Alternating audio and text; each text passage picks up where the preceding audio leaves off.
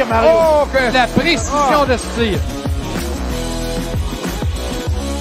Ayotte à Bilodeau. Bilodeau qui est seul devant le gardien. Il va un tir et le but! Gabriel Bilodeau! Alexandre Piquant! Bonsoir les jeux de la semaine! Mais quel arrêt de la part de Claude Descalmans!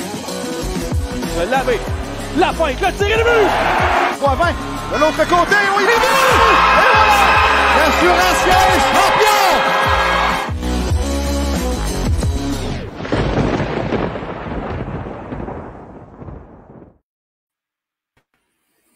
Bonsoir, mesdames et messieurs, bienvenue à la Source LNH, le balado officiel de la Ligue nord-américaine de hockey.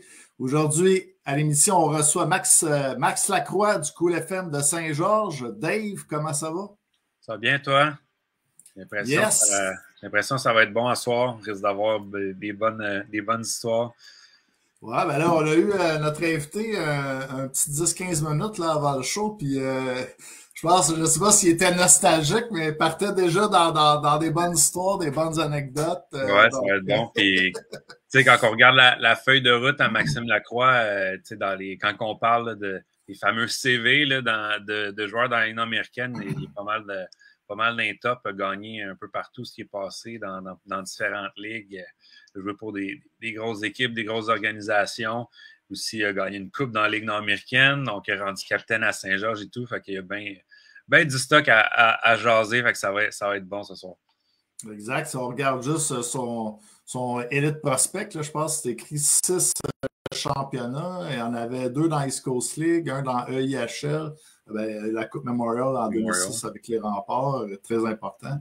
Coupe Verdure, très important aussi. Ouais, la Coupe Verdure. Il y en avait, je pense, 2 en France aussi, je ne sais pas.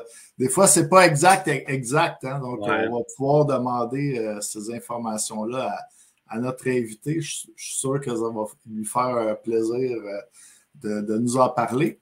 On pourrait peut-être commencer là, par quelques salutations. Jean-Paul Veilleux qui dit bonsoir à vous deux et bonne soirée les boys, qui est très heureux là, d'avoir, il dit notre nouveau capitaine, donc Jean-Paul qui est un fan du Cool FM de Saint-Georges.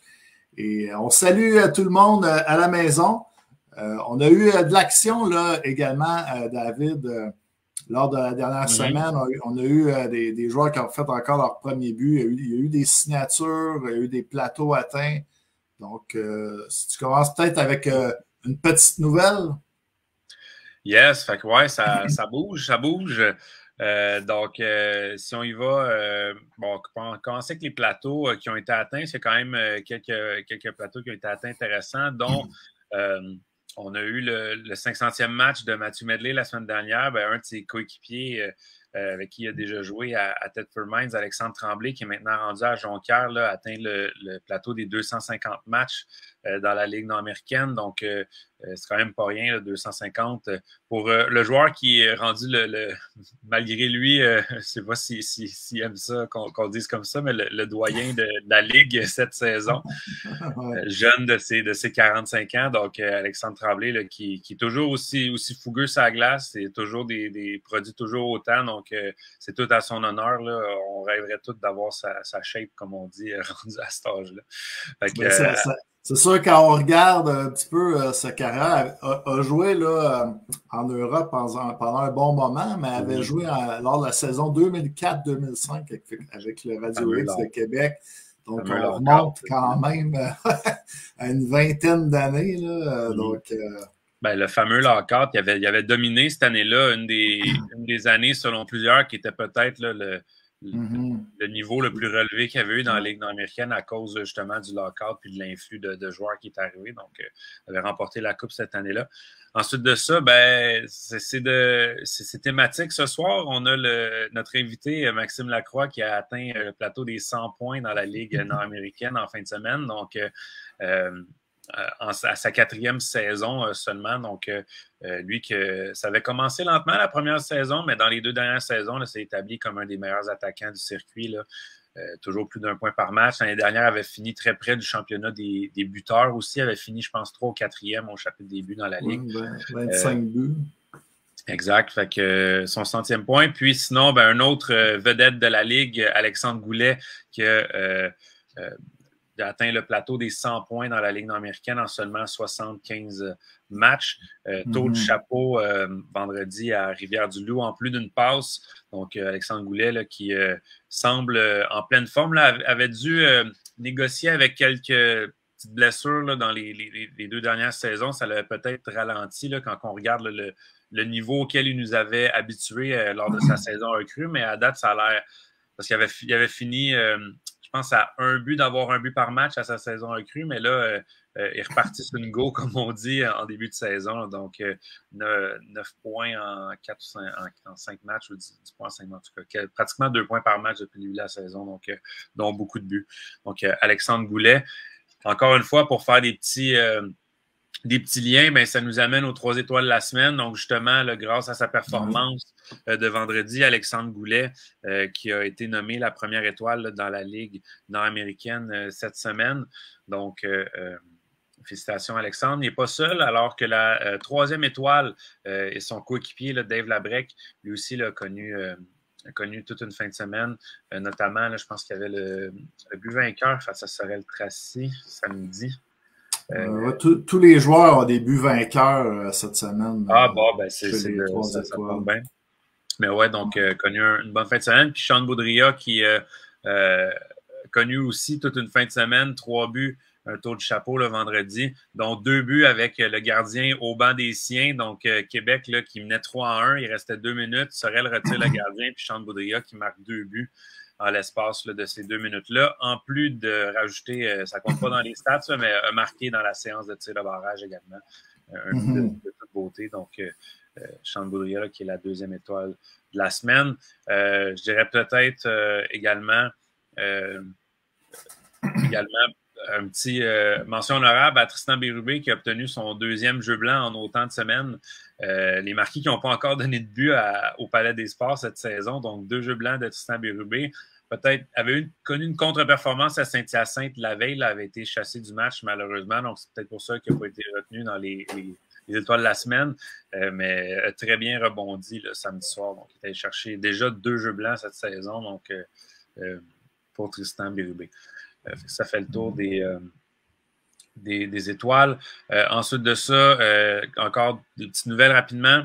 Le national, ça s'est fait, je pense, mercredi dernier ou jeudi dernier. Donc, juste après ça. Mercredi. Mercredi. Donc, j'ai annoncé la signature de 2 joueurs. Donc, 2 joueurs qui vont apporter là, de la robustesse. Sébastien Laferrière, là, qui n'a plus besoin de présentation dans la Ligue nord-américaine. Et Maxime Mathieu, qui avait bien fait là, avec les Marquis il y a 2 ans, alors que Bob Desjardins l'avait scoté d'une ligue de garage pour le ramener dans la Ligue nord-américaine. Donc, quand même, Maxime Mathieu, qui est quand même un joueur avec beaucoup d'expérience, un joueur très intense aussi. Donc, du côté du national, je pense que c'était un des aspects qu'on voulait améliorer en début de saison. Le club, on l'a vu dans les premières semaines, le club se tenait, le club ne se laissait pas marcher sur les pieds, mais on avait peut-être besoin d'un petit peu d'aide quand même pour pas que ce soit des joueurs comme le capitaine Samuel Hould ou même un Yannick Hiendo qui avait jeté les gants contre un Danick Malouin. C'est pas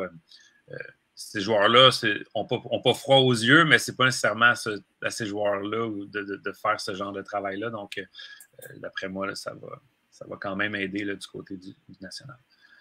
Donc, ajouter peut-être une petite note, là, puisqu'on parle de signature. Danny Charrette qui vient de me souffler à l'oreille. Joueur surprise avec Tedford en fin de semaine. Ah oui. C'est vrai.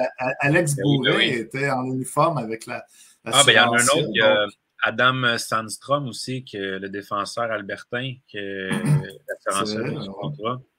Non, oui, puis Alex Bourret. Et puis, un joueur en fin de trentaine, mais quand même, c'est un ancien choix de première ronde des Trashers. Donc, connaît le tabac, comme on dit. Il a joué les 2 matchs en fin de semaine avec l'Assurancia. Donc, un retour dans la Ligue nord-américaine pour Alex Bourret, là, qui avait déjà joué plusieurs saisons avec les River Kings de Cornwall à l'époque. Avait déjà joué un peu avec les Isothermiques de l'Assurancia aussi, puis avec les Marquis de Jonquière. Donc, un petit peu, quelques matchs avec les Prédateurs de Laval également. Donc, un retour dans la Ligue pour Alex Bourret.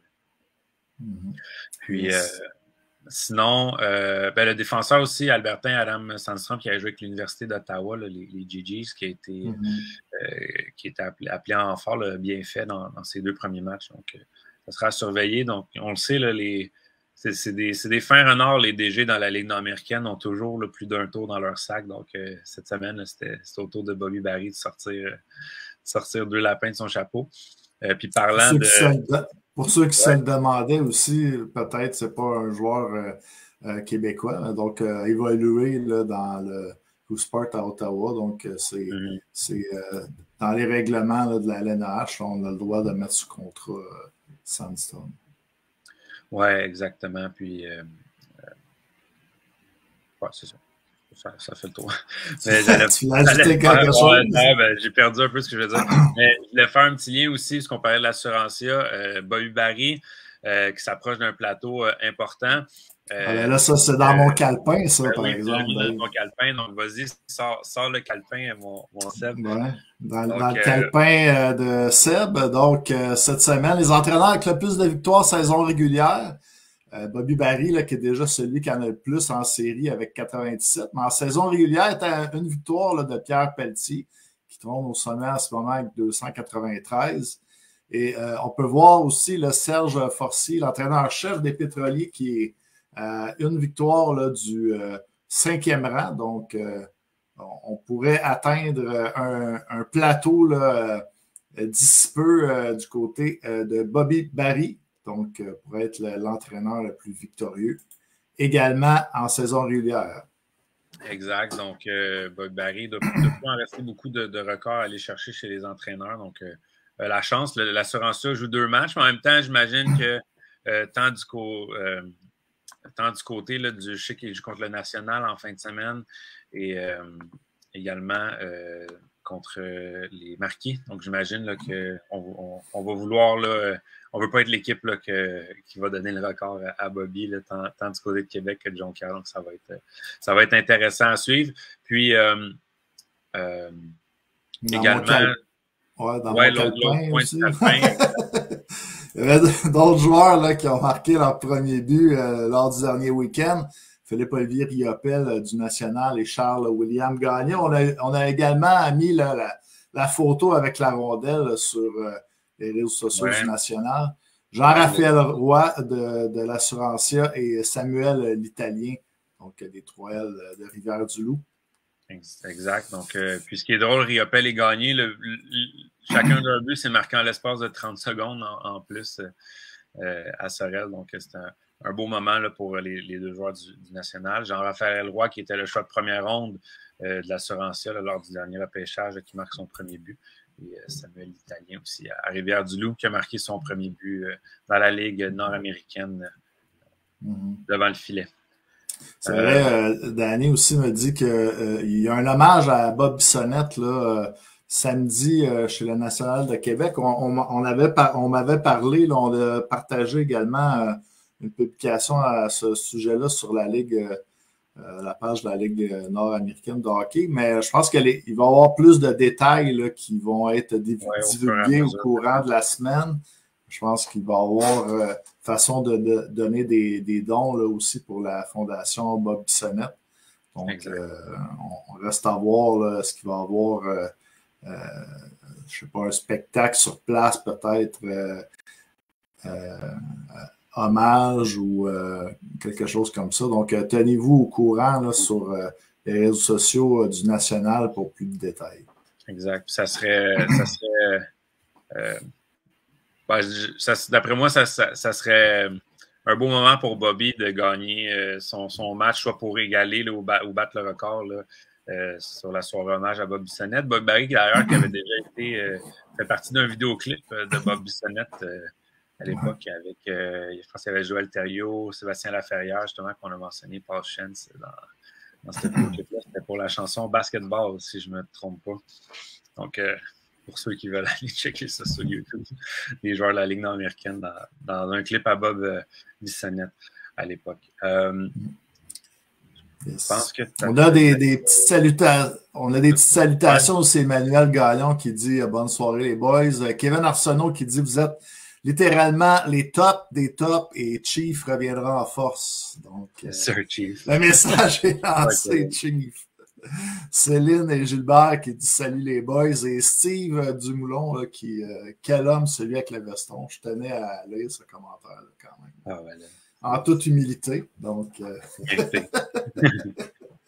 est-ce qu'on est prêt, Dave, à y aller avec notre invité de ce soir, Max Lacroix du Cool FM? Oui, le nouveau capitaine du Cool. Let's go. Max Lacroix, comment ça va? Ça va bien, vous autres? Bonjour tout le monde. Ça va bien, merci. Super. Donc, nouveau capitaine du Cool FM de Saint-Georges. Donc, ça a été annoncé en début de saison.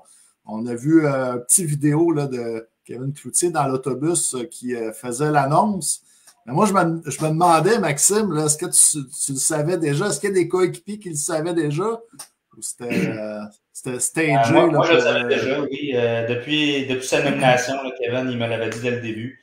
Donc, depuis le début de l'été, là, on s'était parlé de c'était quoi les plans un petit peu de l'équipe, comment il voyait ça, comment il allait coacher un petit peu. Donc, c'est à ce moment-là, là, au début de l'été, qu'il m'avait dit qu'il voulait que ce soit moi qui prenne le relais. Pourquoi? Ben, surtout à cause de mes qualités, de mes valeurs. Donc, l'effort, l'attention aux détails, être sérieux. Donc, c'était ça. Donc, moi, je le savais déjà depuis un petit bout de temps. Je pense qu'il y avait 2-3 autres gars qui le savaient peut-être. Là, ceux qui sont venus manger à la maison, mettons, on avait parlé peut-être un petit peu plus. Mais sinon, le reste de l'équipe n'était pas au courant. Mais c'est sûr que c'est tout le temps plaisant là, d'être nommé capitaine. C'est toujours valorisant. C'est un peu ça que. Puis on a parlé aussi des nombreux championnats là, que tu as gagnés au cours de ta carrière. Ça a peut-être aidé aussi un peu à ta nomination, j'imagine. C'est sûr que ça n'a pas nuit. Mais tu sais, c'est un couteau à deux tranchants. Là. Tu sais, dans le fond, pourquoi j'ai gagné des championnats? Ben, parce que je jouais dans des équipes qui valorisaient des gars comme moi. Pourquoi j'ai été repêché dans la Ligue nationale? Ben, c'est à cause de mes valeurs, de l'attention aux détails, l'effort. Jouer en piqué, sérieux. Tu sais, dans la Ligue nationale, les gars, ils savent tout. Ils savent tout sur ta famille, ils savent tout sur toi. Donc, ils savaient déjà que j'étais un gars qui s'entraînait beaucoup, que j'avais une bonne génétique parce que mon père joue dans la Ligue nationale, des bonnes valeurs familiales, l'attention aux détails, toutes ces choses-là. Donc, bien jouer défensivement, c'est toutes des qualités que les clubs ils regardent dans ces années-là. Donc, c'est un petit peu pour ça que j'ai été repêché dans la Ligue nationale. C'est pas parce que j'ai fait justement 350 points dans une saison junior que j'ai été repêché. C'était vraiment à cause du package, tu sais, vraiment l'enveloppe au complet. C'est pour ça, justement, que j'ai toujours joué dans des clubs qui favorisaient ça, des clubs de tête qui ont tout le temps ces valeurs-là. Donc, honnêtement, j'ai joué dans des bons clubs avec des bons coachs, puis c'est pour ça que j'ai les championnats que j'ai là aussi. Côté intérêt aussi, ben, quand tu reçois un offre en Europe, puis tu regardes, puis c'est une équipe de bas de classement, l'intérêt est un petit peu moins là. Mais justement, j'ai jamais refusé vraiment j'ai jamais refusé à cause de ça parce que des offres, j'en ai pas eu à tonnes. Mais c'est sûr que c'est tout le temps les clubs justement qui s'intéressaient à moi. Parce que c'est tout le temps des clubs de haut niveau qui étaient dans le top de leur championnat, là, qui s'intéressaient à des gars comme moi, justement. Vas-y, Dave. Ah ben, si on revient justement là, dans ta carrière junior et tout, tu as une super belle carrière avec les Remparts de Québec. Gagné la Coupe Memorial d'ailleurs. Puis on avait eu l'année dernière Michael Ward des 3L qui lui nous avait dit que justement de se rendre à la Coupe Memorial, ça l'avait aidé à se faire repêcher dans la Ligue nationale. Toi, c'est cette année-là également là, que tu t'es fait repêcher. Penses-tu que ça comme lui, que ça a eu un impact, là, vu que peut-être ça a ouvert les yeux de plusieurs scouts? En plus, quand on regarde tes stats, tu as connu un super bon tournoi puis vous l'avez gagné. Moi, c'est certain que ça m'a aidé. Cette année-là, j'avais eu des bonnes playoffs. Une saison en dents de scie, mais j'avais eu des belles choses en playoffs surtout. Puis après ça, quand on est allé au tournoi de la Coupe Memorial, ben là, tous les dirigeants sont là. Honnêtement, la plupart des DG sont là à la Coupe Memorial. Puis il me l'avait dit par après. Là. Le scout du Québec qui était M. Pouliot, qui m'aimait beaucoup. Puis c'est sûr qu'il te vante auprès du DG. Mais quand que le DG est là à Coupe Memorial puis qu'il te voit jouer, puis il dit ça, c'est lui le petit gars que tu me parlais, ben go, on y va pour lui. Puis ça m'avait super aidé. J'avais scoré un gros but en piqué, première game du tournoi de la Coupe Memorial. Après ça, j'avais eu un bon tournoi. J'avais commencé, mettons, sur le 3e trio. Puis là, suite à mes performances, j'avais monté 2e trio. Donc, j'avais eu un très, très bon tournoi. Donc, c'est certain que ça m'a aidé énormément là, pour le repêchage. Puis surtout de performer quand le gars il est là. Ben, c'est là qu'il dit go, c'est lui le gars qui me parlait. Let's go, on y va avec ça. Puis, c'est sûr que ça m'a aidé. C'était un choix de 5e ronde, là, 147e au total là, des Capitals de Washington. Donc, tu as parlé que c'était un certain monsieur Pouliot là, qui t'avait dans la mire, là, mais est-ce que tu peux nous parler de cette journée-là qui a sûrement été quelque chose pour toi? Oui et non, honnêtement, il y en a beaucoup qui ont les choix de première ronde et tout ça, qui sont sur place et tout ça, c'est sûr qu'ils vivent un trip phénoménal. Moi, c'était pas comme ça. Donc, moi, j'avais été listé l'année d'avant. J'étais sur la liste du CRS, comme quoi il y avait des chances que je sorte. J'avais pas sorti. Mais ma première année, justement, avec les Remparts, là, que j'avais 17 ans, j'avais pas joué beaucoup. J'avais joué 45 matchs, je pense. Mais souvent dans les estrades, quand j'étais sur la glace, je jouais seulement quelques chiffres. 4e trio avec des toughs comme Brandon Titball, des affaires de même. Je jouais pas beaucoup. L'année d'après, l'année de la Coupe Memorial, ben là, c'était ma 2e année d'éligibilité. Donc, j'avais 18 ans. Donc là, j'étais même pas listé là, à la fin quand les listes ils sortent. Là, la 2e liste, je pense que c'est juste avant les playoffs, quelque chose comme ça. Donc, à ce moment-là, j'étais même pas sur la liste. Donc, moi, c'est sûr que tu rêves tout le temps d'être repêché, t'espères toujours. Honnêtement, j'avais parlé à quelques équipes et tout ça, mais ils disent si on a la chance, on va te prendre, si on a la chance, mais c'est tout le temps une question de timing. Moi, cette soirée-là, honnêtement, je n'étais même pas avec ma famille, j'étais avec ma copine de ce moment-là, chez elle. Je regardais la liste défiler sur Internet, puis ça fait quasiment déjà 20 ans, donc dans ce temps-là, il fallait actualiser. Ouais, c'était long. À toutes les 2 minutes pour actualiser, puis là, à toutes les 2 minutes, il y avait 5 noms de plus qui avaient apparu. Donc, c'était même pas un live, c'était même pas. Tu n'avais pas été là-bas sur place, là. Je n'étais pas sur place, j'étais chez ma copine à Québec, puis sur l'ordinateur, j'actualisais. Puis là, à un moment donné, j'ai vu mon nom apparaître. Oh. Yes, c'est le fun. Fait que là, j'ai rappelé mon père ou quelque chose comme ça. Honnêtement, je m'en souviens même plus particulièrement. T'as-tu reçu un appel des Capitals, à un moment donné? Le lendemain, M. Pouliot, il m'a contacté, il m'a dit j'avais un chandail pour toi, on va-tu dîner? Fait que là, on est allé manger. Je pense que c'était au Saint-Hubert ou au Scores Lab au Port. Il m'avait donné un chandail des Capitals. Puis il m'a dit pourquoi il m'aimait beaucoup depuis longtemps. Puis pourquoi il m'avait vendu auprès du DG George McPhee à ce moment-là. Donc,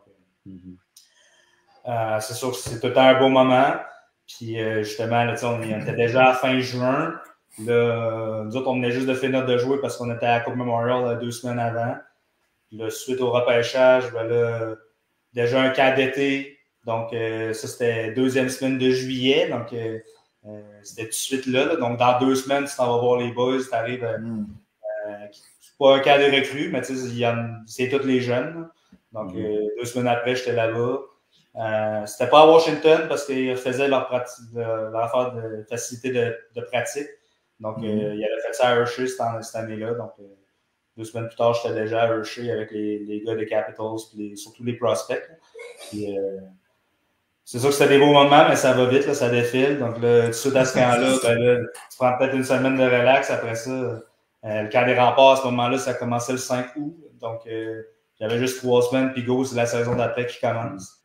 Puis là, camp des Remparts, encore une fois, début septembre, camp des recrues à Washington. Donc là, ça défile tellement vite que tu n'as pas le temps de réaliser dans quoi tu es embarqué. Puis cette année-là, justement, on n'a pas eu de répit du tout. L'année de la Coupe Memorial, j'ai joué 106 games. Donc, c'est un match de hockey, là. Donc, avec les 4 games hors concours. Après ça, j'ai pas manqué une game de l'année. Tu arrives à la Coupe Memorial, tu en joues 23. 23 les playoffs, plus 4 autres à la Coupe Memorial. Ça finit.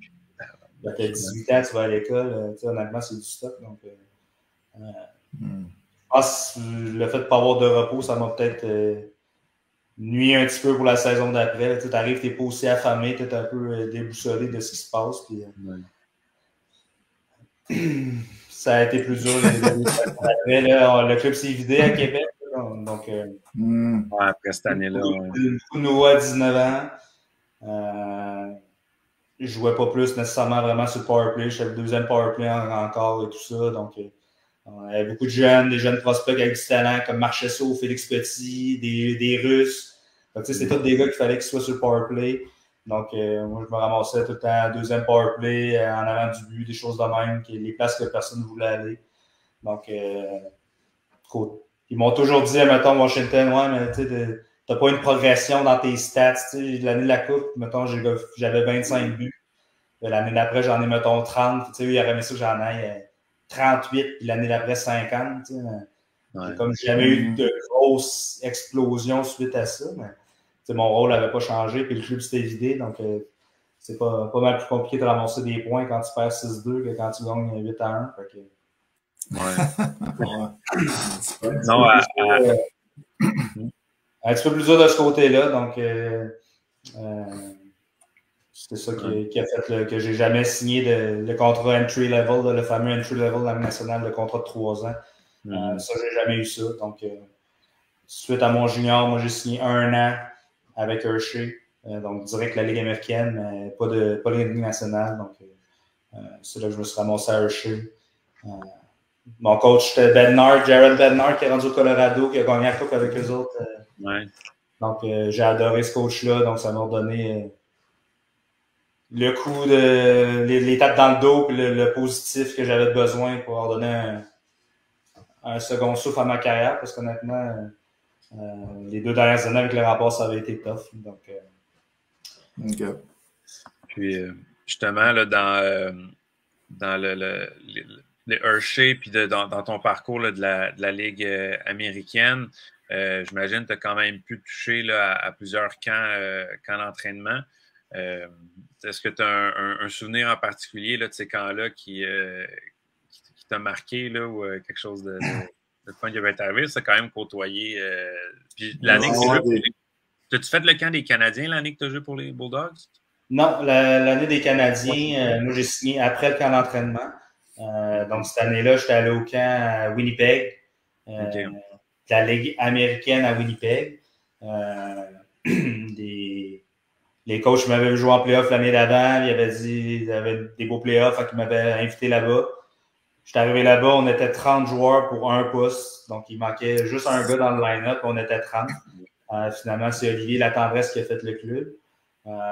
Puis même après, 3 semaines après, ils l'ont redescendu dans East Coast à Victoria, le Sound Kings. Donc, honnêtement, il n'y avait pas beaucoup de place. Suite à ça, là, je reviens au Québec au mois d'octobre. Tu n'as pas signé nulle part. Là, les Canadiens, il y avait beaucoup de blessés dans le camp d'entraînement. Donc, c'est l'année qu'ils étaient allés faire un camp d'entraînement en Angleterre. David Dernay s'était cassé le pied. Donc, il y avait plusieurs blessés à ce moment-là aux joueurs de centre. Donc, c'est là qu'ils m'avaient signé à Hamilton. Mais pour en revenir à la première portion de ta question, quand j'étais à Hershey, oui, j'ai fait des camps d'entraînement là, à Washington. J'ai jamais joué de game hors concours. C'est un petit peu ça qui est ma meilleure anecdote, c'est qu'à un moment donné, Hershey, il n'y avait pas la mentalité de faire jouer des games à tout le monde. Premièrement, il ne jouait pas 8 games hors concours. Là, il en jouait, mettons, 4-5. Puis ceux qui jouaient des games hors concours, c'est ceux qui étaient borderline de faire le club. Il y avait tout le temps des bonnes équipes pour le match hors concours. C'était pas Hamilton contre Belleville, comme un petit peu l'autre fois, on a vu un petit peu le match hors concours des Canadiens. Donc, à un moment donné, moi, je ne jouais pas. J'étais encore là à Washington, mais je ne jouais pas. Donc, nous autres, on avait une pratique, ceux qui ne jouaient pas. Là, en pratique, j'étais avec Ovechkin, Sergei Fedorov, Théodore d'un but. Fait que, honnêtement, c'était pas plate cette pratique-là. C'était pas mal de fun. Fait que je faisais des 2 contre 1 avec Ovi et avec Fedorov. Donc, c'était pas mal bon. Donc, j'imagine que tu te disais là, dans ta tête, peut-être que je vais lui faire des bonnes passes. Là, il fait son one-timer en haut des 7. Puis là, il va dire hey, lui, là, on l'amène avec l'équipe. mais je sais pas, ils m'ont pas gardé. Ouais, malheureusement. Puis sinon, ben, dans les camps à Washington, ils demandaient tout le temps à Ovechkin de venir faire un tour. Fait que, nous autres, avant les pratiques, on avait un gym, tout ça, ben, Ovi venait. Ben, il faisait seulement acte de présence. Il venait s'asseoir sur un medicine ball, puis il venait juste chiller dans le gym parce qu'ils y ont demandé. Fait qu'il était là avec ses jeans et ses cuisses grosses de même. Et il faisait rien, il parlait pas à personne. Il était juste assis, il était présent. Il avait demandé ça. Il y avait une question de... Je pense que le monde ne réalise pas à quel point ils sont gigantesques, ces gars-là. Ouais, je pense que c'est un naturel, lui. Hein. Ovechkin, c'est les épaules, les jambes. Kovalev, Kowalchuk, Malkin, c'est tous des gars là, que je pense que le monde ne réalise pas à quel point ces gars-là, c'est des monstres, c'est des fondards. Ouais, des centaures. Donc, honnêtement, c'est impressionnant à voir. Il y a une petite question dans le chat de Jean-Michel Poulain que tu connais bien qui dit, malgré justement le fait que tu n'as jamais été utilisé dans des situations évidentes offensives, est-ce que ça te donne encore plus de fierté d'avoir eu un beau parcours? Oui et non. Je suis un peu le genre de gars pas de regrets parce que j'ai tout donné dans ma carrière. Surtout chaque présence sur la glace. Dès que je touche la glace, que ce soit une pratique, une game, le premier chiffre de la game ou le dernier, je suis tout le temps à 100 000 à l'heure de mon maximum que je suis capable de donner. Donc, des regrets, j'en ai pas. Mais c'est sûr que si j'avais été mis dans des situations un petit peu plus offensives, ça m'aurait permis d'avoir une beaucoup plus belle carrière, surtout monétairement. Là, honnêtement, j'ai joué en Europe, j'ai eu quand même des belles années et tout ça, mais la différence est tellement pas grande entre jouer en France puis gagner, mettons, 30 000 € en France, puis tu as juste un petit peu plus de stats dans la Ligue américaine, tu es capable de jouer en Allemagne à 150 000 ou tous les championnats en Europe, c'est tous des ligues pour chaque pays, puis les différences de salaire sont gigantesques. Fait que juste, admettons, si j'avais ma meilleure saison à Hershey, je pense que j'ai 6 buts, 10 passes, une affaire de même. Mais si tu réussis à avoir un 10-15 buts, ben, tu es capable de jouer en Allemagne ou en Autriche. Puis là, ton salaire, il fait x2, x3, x5 assez rapidement. Donc, honnêtement, oui, j'ai une belle carrière, mais j'ai pas gagné de sous énormément dans ma carrière, surtout quand j'étais en Europe, même dans la Ligue américaine. C'est sûr que j'ai une belle carrière, mais honnêtement, il ne sera pas de cachette que l'argent, c'est quand même important dans la vie. Puis, jouer dans des belles ligues, jouer dans des beaux championnats. Quand j'étais au Danemark, c'était difficile, c'était l'année du lockout. Ça n'allait pas bien cette année-là, mon équipe, ça n'allait pas super bien. On était proche de l'Allemagne. Puis Benoît Laporte coachait à Hambourg cette année-là. Benoît Laporte connaissait mon père un petit peu, donc j'avais fait plusieurs voyages là, à Hambourg, aller voir des matchs. Justement, Mathieu Roy jouait là, qui était notre adjoint à Saint-Georges. Donc, tu arrives là, c'est un spectacle, une très belle ligue, beau championnat. Honnêtement, tu fais wow, c'est quasiment de la Ligue nationale. Ça me rappelait mes années justement de la Ligue américaine à Hershey avec un aréna de 15 000 places complètement plein. Tandis qu'au Danemark, nous, c'était un aréna de 2000. Puis quand je suis arrivé en France, honnêtement, il y avait 800 places dans l'aréna. C'était un vieil aréna, 800 places. Ça, c'était à Angers mes premières années. Là. À un moment donné, tu te dis, qu'est-ce que je fais ici? J'ai joué en France, je suis professionnel, c'est la Ligue Magnus, la première Ligue de France, mais c'est pas tout du spectaculaire, puis ça fait j'ai l'impression que j'aurais pu avoir un petit peu plus de bonbons si justement j'avais été mis dans des positions pour performer offensivement. Puis justement, quand j'étais à Hershey, ben, il me disait tout le temps, dès qu'il y avait des blessés, ben, il me laissait ça à 4, puis les gars qui collaient, ils les mettaient sur le deuxième trio ou sur le troisième trio. Là, je leur disais, pourquoi tu ne me donnes pas ma chance à moi? La réponse était tout le temps, ouais, mais on adore ce que tu fais sur le quatrième trio. Ouais, mais j'ai gagné des face-offs, mettre ça dans le fond, aller for-checker, finir ma mise en échec. C'est fun, mais donne-moi un petit peu de bonbons. Là, ça fait 3 ans que je vous appartiens et que je fais tout ce que vous me demandez. Puis, c'est un petit peu frustrant de ce côté-là. Le côté le plus frustrant de tout ça, c'est que les clubs de la Ligue américaine ils ont le droit de signer des gars college juste avant les playoffs quand la saison college est finie. Fait que souvent, j'étais là une portion de l'année. Tu viens de passer 3-4 mois à Hershey, tu joues pas beaucoup. Le bang, il y a un blessé, 2 blessés. Tu dis, ah, ça va être ma chance. Là, il signe 2 gars qui arrivent de Boston University. Il leur donne 150 000 parce que eux, les gars, sont libres comme l'air. Donc, ils ont eu des belles saisons à BU.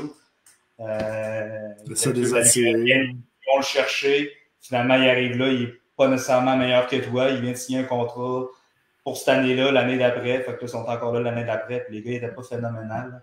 Donc, c'est ce côté-là qui est difficile. Donc, c'est pour ça que je jouais tout le temps dans l'East Coast pour les playoffs. Donc, c'est là que j'ai gagné 2 championnats back-to-back, mes 2 premières années dans l'East Coast. Parce que justement, j'étais descendu pour les playoffs à cause de des signatures comme ça qui sont dures sur le moral. Tu sais, oui, tu es content, tu joues au hockey, tu joues dans des belles ligues, tu as des contrats quand même intéressants. Mais il y a tout le temps des petites points qui viennent chercher. Le Cardiff, c'est vraiment pas facile. Puis des bonbons, on n'en a pas. Tu me parlais un peu justement avant le show là, que l'envers du décor de ça, c'était que il y avait beaucoup de voyagements. Des fois, le samedi matin, tu te faisais appeler, puis OK, va-t'en à Winnipeg, on a eu un blessé la veille, puis là, laisse ton char, tu t'en vas en avion pour une fin de semaine, finalement, tu restes 3 mois, puis raconte-nous donc ça un peu, tu sais, la vie de joueur de hockey qui est pas facile, tu sais, c'est le fun de gagner des championnats d'un côté, mais de l'autre côté, on essaie tout le temps de se battre pour avoir sa place, son poste, puis on veut pas dire non, j'imagine, non plus, pour pas se fermer des portes. Là. Exactement. Donc, tu sais, je veux pas être trop négatif puis sonner trop comme ça, mais honnêtement, je l'ai eu tough mes 4 années dans la Ligue américaine. J'avais des contrats justement directement avec la Ligue américaine, donc tu sais, je leur appartenais, ils faisaient ce qu'ils voulaient avec moi. Donc, je commençais tout le temps l'année dans l'East Coast souvent. À un moment donné, ils ont des blessés, ils te rappellent. Mais là, quand ils te rappellent, ils ne savent pas. Là, eux autres, si le gars il a une petite entorse de la cheville ou s'il a le pied cassé pour 4 mois, donc ils te font flyer. Toi, tu as un char dans l'East Coast, tu as un appartement, là, ils te font flyer. Fait que là, tu laisses tout là, tu pars avec ton petit sac de sport, 2-3 vêtements, 2-3 paires de sous-vêtements, tu arrives dans la Ligue américaine. Finalement, une blessure plus sérieuse qu'on pensait, ou bien un autre blessé au courant de la fin de semaine. Puis moi, ça arrivait tout le temps que c'était elle vient nous rejoindre à Winnipeg, vous venez nous rejoindre ici. Fait que là, j'arrivais là-bas. Pendant ce temps-là, j'avais déjà ma blonde à ce moment-là. Là, ça fait 15 ans qu'on est ensemble. Donc, elle partait de la Caroline du Sud, elle pactait le char, elle s'en allait me rejoindre à Hershey pendant que moi, j'allais les rejoindre à Winnipeg. Le lendemain, je redescendais avec l'équipe. On arrivait là, ma blonde était là parce qu'elle avait conduit 10 heures tout seul. Là, après ça, tu fais tes affaires, ça dure 1 semaine, 2 semaines, 3 semaines. Finalement, on m'en dit, après, on joue le vendredi, samedi. Là, finalement, tu joues pas trop. Tu joues pas le vendredi, tu joues pas le samedi. Le dimanche, finalement, on n'a plus besoin de toi. Là, nos blessés reviennent. Fait que va t'en rejoindre ton club. Fait que là, tu dis, OK, je vais descendre avec ma blonde dans le char. Ça va nous prendre 10 heures pour aller à Hamilton, par exemple. Finalement, il dit, non, tu vas rejoindre ton club. Ils sont sur la route dimanche. Fait que tu vas les rejoindre. OK, c'est bon. Fait qu'ils vont flyer à Hamilton, Johnstown, Pennsylvanie. J'arrive là. Mon stock d'hockey, il n'a pas suivi. Fait que j'ai même pas joué à la game. J'étais assis dans les estrades du bord de la ville. Pas d'équipement. Fait que là, après la game, on a reçu l'équipement. On est arrêté, mettons, à l'aéroport, chercher mon stock. 15 heures d'autobus pour retourner à Cincinnati. Pendant ce temps-là, j'arrive là. Ma blonde, elle avait conduit tout seul. C'est toutes des affaires de même qui sont frustrantes. Comme je te disais, pas avoir de char. Hershey, c'est une petite ville, c'est un village dans le fond, mais tout est comme Québec. C'est tout, c'est pas vraiment pas comme Québec, mais c'est vraiment petit. Mais tout est vaste. De l'hôtel à l'aréna, ça se fait pas à pied. Là. Donc, moi, j'avais pas de char parce que mon char était resté dans l'East Coast. Fait que là, tu passes 3 semaines, 1 mois, 2 mois, pas de char. Fait que là, tu demandes des lifts à tout le monde. Moi, comme je vous ai compté rapidement tantôt, j'étais à l'hôtel. Puis le seul autre joueur qui était à l'hôtel, c'était Sheldon Surrey. Donc, lui, il gagnait 6 millions avec nous autres. Il y avait 3 chars à l'hôtel.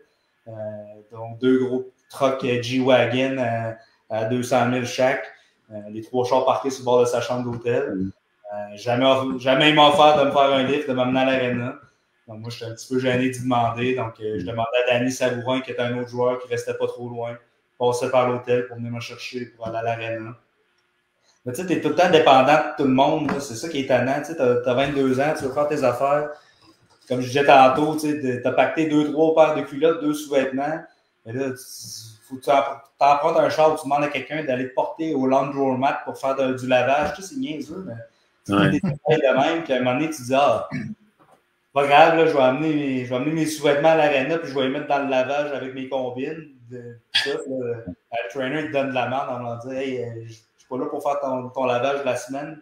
Ouais, mais Criff, je reste à l'hôtel, j'ai pas de char, tu sais, je fasse quoi, là, tu sais. Fait que, des situations qui sont quand même tough, plates, que, tu sais, ça pourrait être plus facile. Donc là, j'aime beaucoup l'idée, là, justement, des clubs écoles comme Hamilton qui ont déménagé à Montréal. Donc là, Toronto sont à Toronto, Montréal sont à Montréal. Ben, les call-ups, c'est super facile. Les gars sont dans leurs affaires déjà. Toute la transition se fait bien. Honnêtement, c'est pas mal plus facile de ce côté-là. Parce que, tu sais, on vit des belles affaires, on vit des belles années, mais honnêtement, c'est pas toujours facile. Là.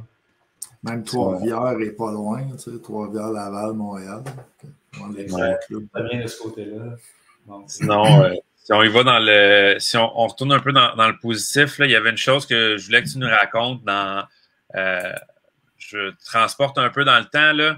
On est en 2009, c'est la finale là, de la East Coast, match numéro 1 des Stingrays de South Carolina contre les Aces d'Alaska. Vous perdez par un but, il reste pas grand temps en troisième. Qu'est-ce qui s'est passé, si tu t'en rappelles, puis si tu peux nous raconter, parce que je pense que c'est quand même quelque chose d'assez hot, surtout en finale, là, que tu avais fait. Ben, tu sais, dans le fond, j'imagine que tu sais de quoi je veux parler. En tout cas, j'imagine que tu sais de quoi je parle. Oui. Dans le fond, la série avait commencé en Alaska. Donc, on avait joué Game 1 et 2 là-bas. Donc, tout en tough, t'arrives, nouvelle arena. Puis honnêtement, c'est une belle arena. Il y avait, mettons, un bon 7000 personnes dans l'arena. Il y avait de la vie. La game est tough. Patinoire olympique là-bas. Donc, honnêtement, on n'était pas habitués. Ça allait vite. L'autre équipe, il y avait une super bonne équipe. Donc là, on perdait en fin de match. Puis là, on a des bons chiffres avec mon trio. Moi, à ce moment-là, je jouais avec Travis Morin, qui est un super bon joueur de centre, là, qui dominait là, comme jamais dans la Ligue East Coast. Par la suite, là, avec Texas, il a réussi à jouer dans la Ligue américaine, puis il a joué plusieurs matchs de la Ligue nationale par la suite. Mais c'était juste un excellent passeur, manière de rondelle, passeur au bout. Donc, tu sais, quand j'étais avec lui, j'essayais juste de me démarquer et tout ça. Donc, là, à un moment donné, je reçois la puck dans le haut de l'enclave, dans la zone adverse. Puis là, je prends un lancer. Elle est bien partie direct dans le top. Donc là, tu sais, on crée l'égalité. Mettons qu'il restait 5 minutes. Là, je ne sais pas les chiffres exacts. Là, tu sais, donc, on crée l'égalité. Tout le monde est craqué. On retourne au face-off d'après. On gagne le face-off. On réattaque direct. Je pense qu'il y a eu 7 secondes entre mes deux buts ou quelque chose de même. Donc, un autre lancé, mais complètement de l'autre point. Donc, le premier, c'était dans le top à gauche, là, c'était dans le top à droite. Donc, 2 buts en 9 secondes. Là, finalement, on prend les devants. Il reste 4 minutes à la game. C'est grosse victoire à ce moment-là là, en Alaska pour aller chercher la première game. C'était quand même majeur, justement, du fait que c'était tellement loin qu'on jouait 2-3-2. Donc, 2 games en Alaska. Après ça, on revenait pour 3 games en Caroline du Sud pour aller jouer les 2 dernières ensuite en Alaska. Donc, honnêtement, ça a été une super belle série pour moi. Justement, là, lors du match 5, on était chez nous à Caroline du Sud. Puis c'était égal en fin de match. Puis justement, j'ai pogné le poteau. Il devait rester 3 minutes sur un avantage numérique. Si je scorais, on gagnait la série. Là, ça se finissait là. Ouais. Finalement, on a perdu ce match-là. Part pour match 6 en Alaska. Donc, honnêtement, l'équipe aurait sauvé, je pense, 25 000$ si j'avais scoré ce but-là. Parce que les voyages... L'avion à dernière minute, là, ça coûtait une fortune pour se rendre en Alaska. Ouais. Donc, ils ont booké le jeudi pour prendre l'avion le vendredi. Là. Honnêtement, ça coûtait une fortune. On était tous dans des avions différents. Je pense qu'on faisait tous 2 ou 3 vols chaque. Donc, on partait de Caroline du Sud pour aller à Détroit, pour aller à Las Vegas, en Alaska. C'était des voyages de même qui n'avaient aucun bon sens. Donc, finalement, on a fini par perdre match 6, mais on a gagné match 7. Donc, finalement, on a gagné la série en 7 en Alaska. Puis un feeling incroyable parce qu'on avait vraiment une belle gang de gars et une belle gang de boys. Comme je disais tantôt, là, notre coach, c'était Jared Bednar. Un de nos leaders dans cette équipe-là, c'était Spencer Carberry, qui est rendu head coach à Washington. Donc, on avait vraiment un beau groupe de gars. Il y avait des Québécois avec nous autres, là, Pierre-Luc O'Brien notamment, là, qui joue, il a joué un petit peu là, à Laval. Très bon ami à moi que j'ai perdu de vue malheureusement à cause justement de la vie de fou qu'on vit. Là, mais, j'avais beaucoup aimé, je l'aimais beaucoup. Puis, mais pour ceux qui ne savent pas, tes 2 buts que tu as marqués dans le match 1, c'est un record de la Ligue de la Côte-Est pour 2 buts marqués back-à-back par le même joueur, là, le plus rapide. C'était quoi? C'était 7 ou 9 secondes? 9? Faudrait, j'ai pas pris de secondes en note. Je peux checker vite. Yes. Trouvé, mais ouais. Mais ouais, puis, fait que c'est grâce à toi, entre autres, que Bednar est devenu le premier coach à avoir gagné dans East Coast, dans la Ligue américaine, puis dans NHL. On fait partie de ça, c'est certain. Mais honnêtement, là, c'est un excellent coach. Capable d'être sérieux quand c'est le temps, capable d'avoir du fun quand c'est le temps, capable de faire confiance en ses boys. Puis justement, une petite anecdote juste comme ça, cette année-là, quand on avait starté les playoffs, nous autres, on avait fini premier de notre division. Puis là, on jouait contre, mettons, les 3e de notre division. Mais notre aréna n'était pas disponible en Caroline du Sud. Puis l'autre équipe non plus, leur aréna n'était pas disponible. Donc, on a commencé dans l'aréna de pratique de l'autre équipe pour jouer les 2 premiers matchs. Puis ça avait super, super mal été. On s'était fait laver le premier match. Deuxième match aussi, on avait perdu les 2. Catastrophe, là, honnêtement. On perdait 0-2 après ces 2 matchs-là. Des erreurs là, stupides, des punitions à n'en plus finir. Je pense que j'avais pogné un 5 pour boarding, des affaires de même. Il avait scoré 2-3 buts sur le power play de l'autre équipe. Suite à ça, Bednar était là, bon, qu'est-ce qu'on fait, puis tout ça. Puis, il s'était renseigné beaucoup, il avait parlé à beaucoup d'autres coachs, puis tout ça, puis les gars, ils avaient dit reste avec les joueurs qui t'ont fait gagner toute l'année. En voulant dire, commence pas à essayer de changer tous tes trios, puis de remplacer un par-ci, puis remplacer l'autre par-là. Il a dit ton noyau qui t'ont fait gagner toute l'année, reste avec ça, puis gagne ou perd avec eux, c'est eux tes leaders, c'est eux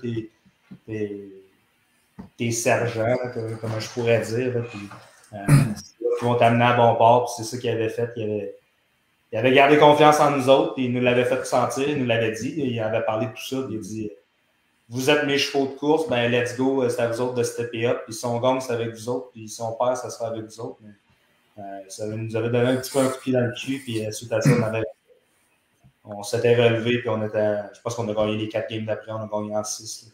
Ça a fonctionné. Puis c'était 13 secondes selon Wikipédia. Yes. Les deux. Je suis un gars qui marque beaucoup de buts, mettons autour du but, des rebonds, des déviations, des affaires de même. Mais cette fois-là, c'était vraiment 2 très beaux lancés dans le top. Là, quasiment de la ligne bleue, les deux. J'étais vraiment loin. Il était parti. C'était ça qui était le fun. Puis les gars du banc, là, ils voyaient justement dans l'angle directement d'aller dans le top. Là. Donc, c'était bien le fun. Charles Tremblay qui dit yes, yes, yes pour Max.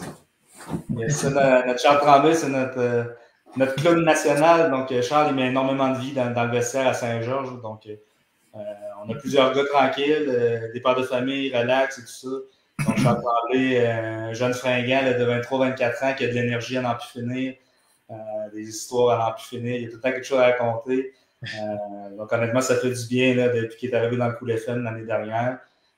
Très bon joueur de hockey aussi. On s'est liés d'amitié. Donc, je suis allé 2-3 fois chez lui au Lac-Saint-Jean cet été. On est allé à la pêche. Fait des petites activités comme ça. Donc, je l'aime beaucoup. Donc, ça me fait plaisir qu'il écoute ce soir. Il me l'avait dit qu'il allait écouter. Mais, c'est un plaisir. Écoute, Charles Tremblay, moi j'adore ces célébrations de but, là, que ce soit quand il a lancé le bâton d'instant l'année passée ou quand il a fait son but spectaculaire. Je pense qu'il savait était où TVNH parce qu'il pointait à la caméra. Je ne sais pas si c'était Jean-Michel qui pointait, mais pointait à la caméra après son but, c'était quand même très, très coq après un but. Cette fois-là, son bâton dans le stade, il s'était fait chicaner un petit peu. Ouais, j'imagine. Mais c'était Raymond de la Roseville, notre DG, est allé rechercher le bâton dans les estrades. Là, il a annoncé dans la chambre. Jamais tu me fais ça. Voyons que tu es allé chercher le bâton aussi. Alors, donne ça aux jeunes. Finalement, je pense qu'ils sont allés faire un échange aux jeunes. Ils ont donné, mettons, un coton ouaté, du poulet fait, comme ça. Ah ouais. Charles n'arrête pas de dire cette année qu'il a mis ça dans son contrat, qu'il avait le droit à une célébration, mais il faut que ça soit. Il gagne. Il va plus gagner en prolongation, fait que là, il a le droit de retirer son contrat. Le droit à c'est le genre de personnage qui est notre beau Charles. Puis, ça met de la vie en masse parce qu'on est plusieurs gars tranquilles. Donc, ça fait du bien. Il n'arrête pas de parler, donc on est chanceux. Là, il ne peut pas parler, donc il est juste sur le chat. Ben justement, j'avais un peu un message de sa part là, que j'avais récolté moi aussi des anecdotes. Puis j'avais gardé ça un petit peu plus pour la fin. Mais on va en parler tout de suite. Dans le fond, on m'a chuté à l'oreille là, que Inspection Pro Max, c'était toi avec Anthony Verret et Charles Tremblay. Donc, on voit les belles photos. Et Inspection Pro Max et associé. Puis Charles Tremblay faisait dire qu'il allait s'occuper d'organiser le party de Noël là, pour la compagnie bientôt. Là, il allait réserver. Yes. Bon. Dans le fond, mon métier, c'est d'être inspecteur en bâtiment, puis j'ai nommé ma compagnie Inspection Pro Max. Les gars de Convec, on embarque souvent ensemble à l'occasion. Donc, ils se sont associés à mon groupe par plaisir. Puis Charles, il a fait une affiche comme ça, là, avec des photos de nous autres. Donc, on a bien du plaisir avec ça, puis on se fait bien des blagues là, pour détendre l'atmosphère après des grosses semaines. Donc, ça fait du bien d'avoir du positif, de la vie et tout ça. Donc, on se fait bien des blagues avec ça. C'est bon. Un autre point que je voulais amener, tu sais, tu as gagné beaucoup de championnats. Là, on a appris que je ne savais pas que tu avais gagné en Alaska en plus. Fait que ça doit être spécial, gagner une coupe en Alaska. Mais je voulais savoir, les meilleures parties de coupe, c'est où? C'est-tu à Québec avec la Coupe du Président, Moncton, la Coupe Memorial, en Alaska ou c'est à Saint-Georges-de-Beauce? Honnêtement, moi, j'ai été plate souvent parce que justement, je faisais des sacrifices puis j'étais monsieur sérieux là, tout au long de ma carrière. Oui. Donc, honnêtement, le party de la Coupe Memorial, oui, quand on a gagné à Moncton, c'était super le fun. Mais c'était sur la glace, après ça, un petit peu à l'hôtel. Après ça, on embarquait directement dans l'autobus pour s'en venir à Québec. Quand on est arrivé à Québec, ben là, le monde était direct au Colisée à 7-8 heures, je pense qu'il était 6 heures le matin. Non, il y avait ralenti l'autobus, on perdait notre temps d'autobus pour arriver à une heure raisonnable. Je pense qu'on est arrivé à, mettons, à 8 heures. Quand on arrive, ben là, il y avait plein de monde au Colisée, donc c'était super le fun à ce moment-là. Mais ce soir-là, là, les gars sont sortis au liquor store dans le temps, là, tout ça. Mais moi, je pense que j'étais allé faire un tour, là, mais je n'étais vraiment pas resté longtemps. Comme je disais tantôt, là, c'était mon année de draft, j'étais un gars sérieux. À ce moment-là, je ne buvais pas énormément. Donc, je suis allé faire acte de présence, ne me sens plus. Sinon, dans l'East Coast, ça avait été le fun. Mais quand on avait gagné en Alaska, justement, ben, honnêtement, on prenait l'avion à 2 h du matin et la game finait à 11 h. Donc, c'était de partir dans le vestiaire et tout ça. On n'était pas sortis ou quoi que ce soit. On était allé au resto après la game. On avait pris une bière ou deux au resto, puis après ça, c'était dans l'avion direct. Mais quand on était arrivé en Caroline du Sud, ben là, les gars, ils avaient loué une villa, 3-4 jours. On était restés là, mais encore là, je n'étais pas resté 3 jours parce que justement, ça fait 8 mois que tu es parti du Québec. J'étais revenu 3 jours à Noël à ce moment-là. Ça fait longtemps que tu es parti, tu n'as pas vu ta famille. Tout ça, honnêtement, on a quand même hâte de partir. Donc, j'étais resté un petit 24 heures, là, peut-être 30 heures. Puis après ça, j'étais descendu là, faire mon 20 heures d'auto pour m'emmener à Québec. Mais c'était super le fun. J'aimais beaucoup la gang, justement, là, en Caroline du Sud. Tandis que la Coupe Memorial, on avait une équipe d'étoiles à Québec, mais on n'était pas, les liens, c'était pas comme ça nécessairement à ce moment-là. Est-ce que vous avez un petit peu plus fêté en 2022 quand que vous êtes tous revus là, pour fêter l'anniversaire du championnat de la Coupe Memorial? On avait fêté un petit peu, mais pas énormément non plus. Là, on est rendu vieux. Mais l'année de la Coupe Memorial, comme je disais, là, on avait nos 2 Russes, on avait les 5 Américains. Donc, tu sais, l'ambiance on était moins proches. Moi, en plus, c'était pire parce que j'étais pas en famille de pension, je restais chez mes parents.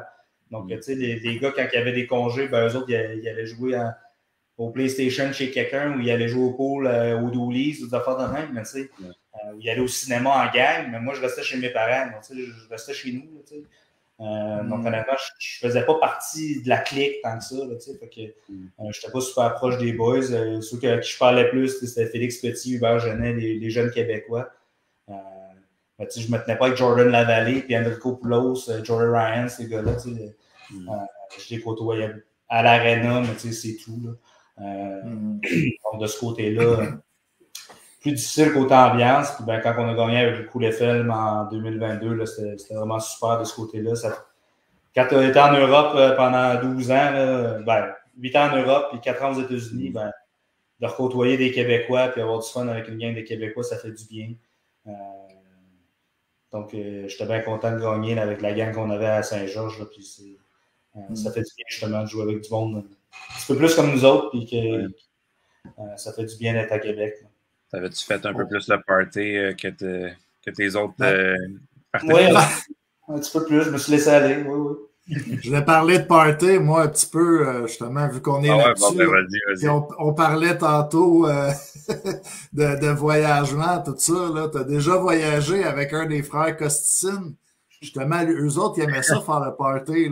Est-ce que tu as fait le party avec eux autres? Je pense que vous avez été rappelés ou quelque chose de même en même temps, puis vous avez voyagé ensemble. Est-ce que c'est ça? C'était un petit peu différent de ça. Dans le fond, moi, j'avais été rappelé de la East Coast. Donc, la East Coast, c'était à Cincinnati. Donc, moi, ils m'ont rappelé de Cincinnati à Hamilton. Donc, là, j'arrive à Hamilton. Puis eux, ils s'en allaient jouer à Rochester. Donc, là, je traverse les douanes pour aller à Hamilton. Mais là, eux autres, ils ont besoin d'un visa. On a besoin d'un visa pour aller aux States.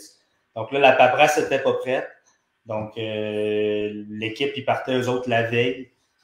Pour aller à Rochester.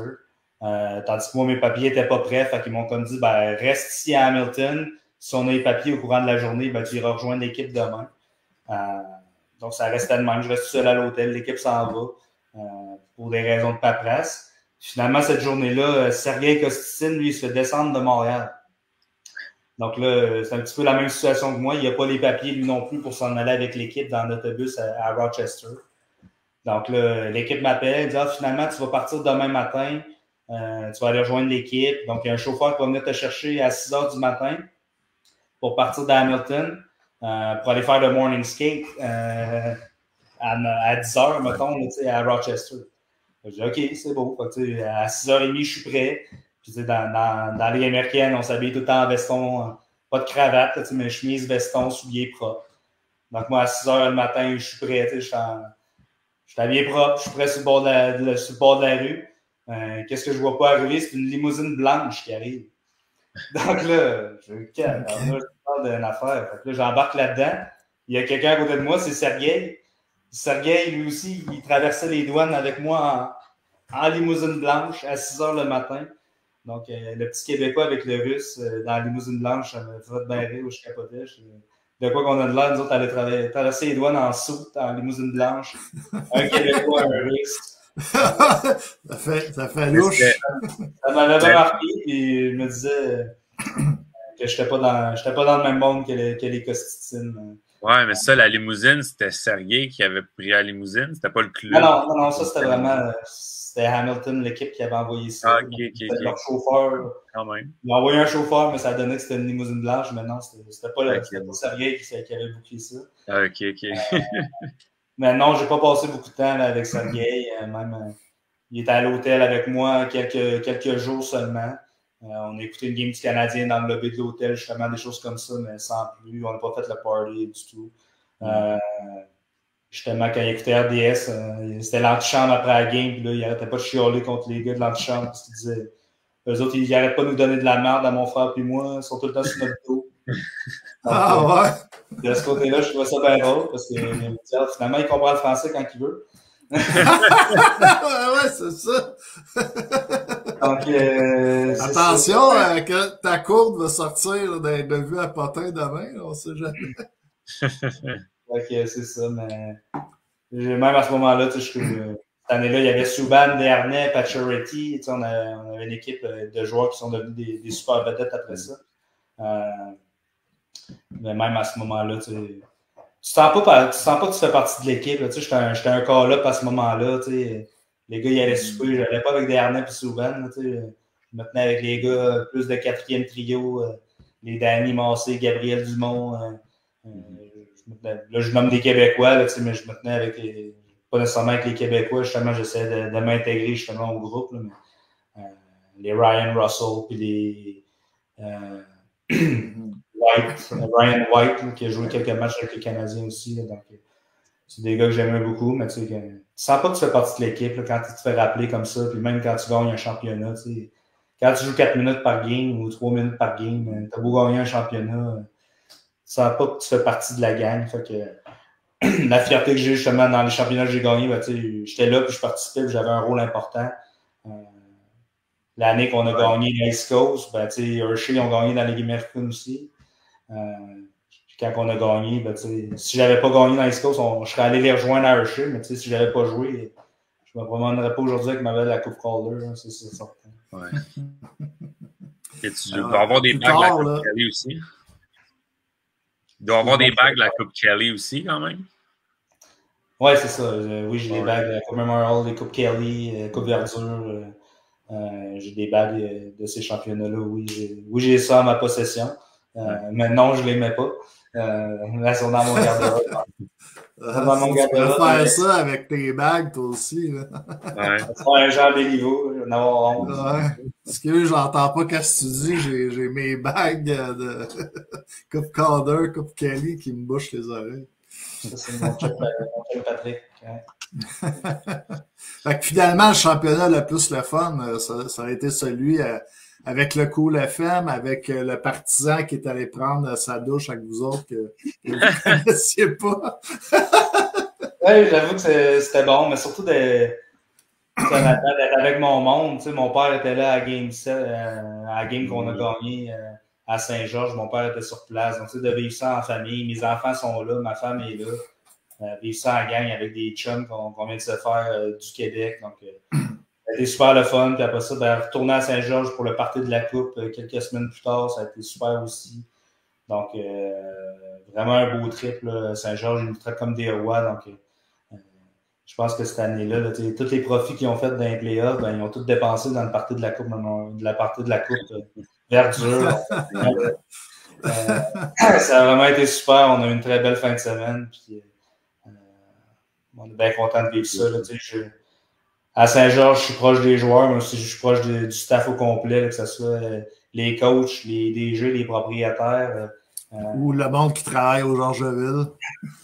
Non, Georgeville, un petit peu moins. Oui, l'équipe au complet. Honnêtement, je suis plus proche dans l'âge de mes coachs que la plupart de mes coéquipiers.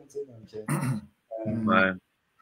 Rendu à 37 ans, les gars de 24, ils n'ont pas mon âge, mais les coachs de 40 sont pas mal plus de mon âge. Donc, mais on s'entend super bien, je suis proche de la gang, puis je les aime beaucoup. Donc, c'est le fun d'avoir un rôle important et d'être nommé capitaine cette année. Donc, c'est super le fun.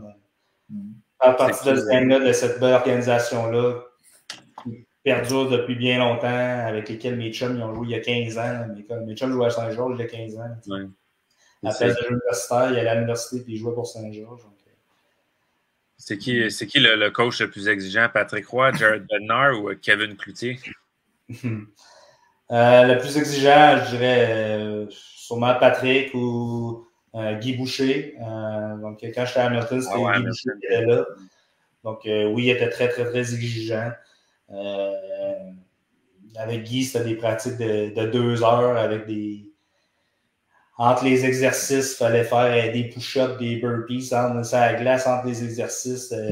Honnêtement, moi, je suis un gars qui transpire beaucoup. Puis, quand tu n'as pas un rôle important, ben, tu veux te donner dans les pratiques à côté. Je finissais tout le temps, j'avais des crampes partout, j'étais plus capable, honnêtement. C'était vraiment dur, les pratiques et tout ça. Tandis qu'avec Patrick, la plupart du temps, c'était des pratiques normales. Mais quand il sautait une note, comme on peut dire, on a eu des pratiques de 2 heures, pas de rondelle, à juste faire du patin. Et je peux t'en nommer une, puis une autre, puis une autre, puis une autre. Mettons un 10-15 en 4 ans, là, c'était vraiment la catastrophe. Mais dans le day-to-day, Patrick était bien normal, puis c'était bien correct de ce côté-là, mais Guy Boucher était super exigeant avec tout le monde. Une année, il a fait un fat club. Fait que, suite au test physique, test de gras suite au test physique, puis il nous avait fait un fat club. Comme de fait, ceux qui avaient les plus hauts body fat, c'était tous ces joueurs étoiles. Le club n'a pas duré longtemps, d'après moi. Keith Subban, Desharnais, Sean Bell, Mike Glumac, qui était un gars de 35 ans dans ce temps-là, un vétéran de la Ligue américaine. C'était tous les gars sur le Fat Club. Fait que les autres, il fallait qu'ils fassent une demi-heure de bicycle en extra après la pratique.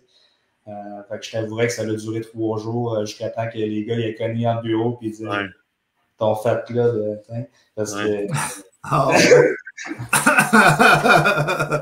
Le Fat Club. Ouais, Fat Club. En haut, genre de 18% de body fat, ils lui faisaient faire du bicycle. Les gars, ça faisait pas leurs affaires. Fait qu'à un moment donné, ils ont passé le message parce que c'était tous les superstars. Ouais, ça, c'est plus dur à faire avaler la pilule quand c'est les joueurs qui ont plus de pouvoir dans le club. Les gars se sont tannés et ils ont fait sauter le Fat Club. C'était bon. Ça n'a jamais sorti, c'est exclusif au podcast. Là, oui, Colin. Moi, j'ai d'autres anecdotes. Là, on parlait de tes coéquipiers du Cool FM. Anthony Verret me dit, on parlait de la Coupe Memorial tantôt, dit que tu peux demander à Max, il est où son cadre? La femme t'a fait encadrer la photo de la Coupe avec les remparts. Il est où ce cadre-là? Je pourrais aller vous le chercher. Il est emballé dans le sous-sol, dans mon rangement. OK. Il n'est pas nulle part accroché chez vous. Un petit peu comme je vous mentionnais tantôt. L'année de la Coupe Memorial, je n'étais pas particulièrement proche des boys de la gang et tout ça. Donc, à un moment donné, ça faisait 2-3 ans que j'étais avec ma femme, puis elle a voulu me faire un cadeau pour, je pense que c'était mon anniversaire ou Noël, peu importe. Donc, la fameuse photo qu'on est sur la glace avec la Coupe Memorial et tout ça, elle l'avait fait imprimer en plus grand, puis avec un beau cadre, puis tout le kit à 500$. Honnêtement, elle avait mis le paquet. Puis elle m'a donné ça pour ma fête ou pour Noël, je ne me souviens plus trop. Puis, moi, je ne suis pas ce genre de gars-là, honnêtement. Exhiber tes trophées, tes bagues. Je n'ai pas particulièrement aimé, justement, je sais, il y a des choses que je dis sans trop dire non plus, je ne veux pas être pessimiste, mais mes années juniors, j'ai pas juste du vert, j'ai pas juste du beau à dire de ça. C'était quand même difficile, dur sur le moral. J'ai pas peur de le dire, je l'ai déjà mentionné directement avec Patrick, c'était toujours négatif avec Patrick. Oui, on avait une bonne équipe, on était supposé gagner, mais c'était tout le temps négatif. On arrivait les lundis matins, c'était lourd à l'aréna, c'était gna gna gna gna gna gna, vous travaillez pas assez fort, on a gagné juste une game en fin de semaine, gna gna, mais c'était tout le temps. C'était dur sur le moral, puis honnêtement, comme je disais tantôt, si j'avais pas été repêché, mettons, à Washington, je pense qu'après mon année de 20 ans, ça aurait été terminé. Là, j'étais repêché, donc j'ai dit OK, let's go, on continue. Puis j'arrive là, puis justement, comme j'ai mentionné tantôt, Jared Manor, le positif, le sourire, l'intensité quand c'est le temps, mais capable d'avoir du plaisir, ça m'a redonné le goût de jouer au hockey, puis ça m'a redonné la passion, puis de performer. Puis en plus, on a gagné, puis on avait une belle gang, puis je me sentais partie de la gang. Donc, ça m'a fait énormément de bien cette année-là. Donc, c'est un petit peu plus, surtout pour ça, là, que mon cadre de la coupe, je ne l'ai jamais accroché chez nous. Puis, toujours resté enveloppé, il est dans le sous-sol, en arrière de des boîtes avec mes photos de bébé et mes photos de souvenirs de hockey. Que ma mère a découpé toutes les découpures de journaux là, quand je jouais dans les remparts. Donc, j'ai des cartables et des cartables décartables de découvrir de journaux de mes années juniors. Puis ça aussi, c'est dans des bacs dans le rangement en bas. Tu sais, mais, je suis un gars qui vit au jour le jour. Puis oui, je suis fier de la carrière que j'ai eue. Puis il y a eu des hauts, il y a eu des bas, mais quand je passe à un autre appel, je passe à un autre appel. Puis après ça, ben, quand j'étais allé en Europe, ben, c'était la même affaire. Puis quand je suis revenu, j'ai tiré la plug sur l'Europe. On a dit qu'on revenait au Québec. Ben, c'est 100 000 à l'heure dans une autre direction, puis c'est terminé. Tu sais, honnêtement, c'était frustrant l'année de la pandémie parce que moi, j'étais tout installé en Europe. Là, tu sais, on avait notre maison là-bas. Tous les meubles de la maison, c'était à moi. J'avais laissé mon équipement de hockey là-bas parce que je pensais re-signer l'année d'après. Parlant de ça aussi, quand tu es parti en Europe, tu as voyagé avec ta femme et tes chats aussi. Je pense qu'il n'a fait. Ma femme, elle a voulu voyager ses chats. Donc, à ce moment-là, on en avait juste un, là, honnêtement. OK. Mais j'ai parti 8 ans en Europe. Je pense que c'est les 4 dernières années, là, on avait un chat, donc il voyageait avec nous autres en même temps qu'avec les enfants.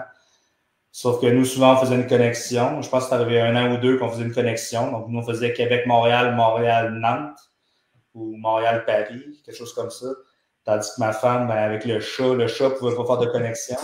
Donc, c'est arrivé que j'ai pris l'avion tout seul avec les enfants de Québec vers Montréal, puis elle conduisait un char jusqu'à Montréal pour elle avoir un vol direct à cause de son chat.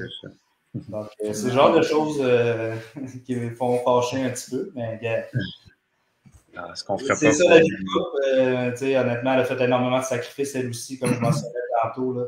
Elle a été partie 12 ans avec moi, 4 ans aux États-Unis, 3 ans sur 4 aux États-Unis parce qu'on s'est connus la première été là, et tout ça.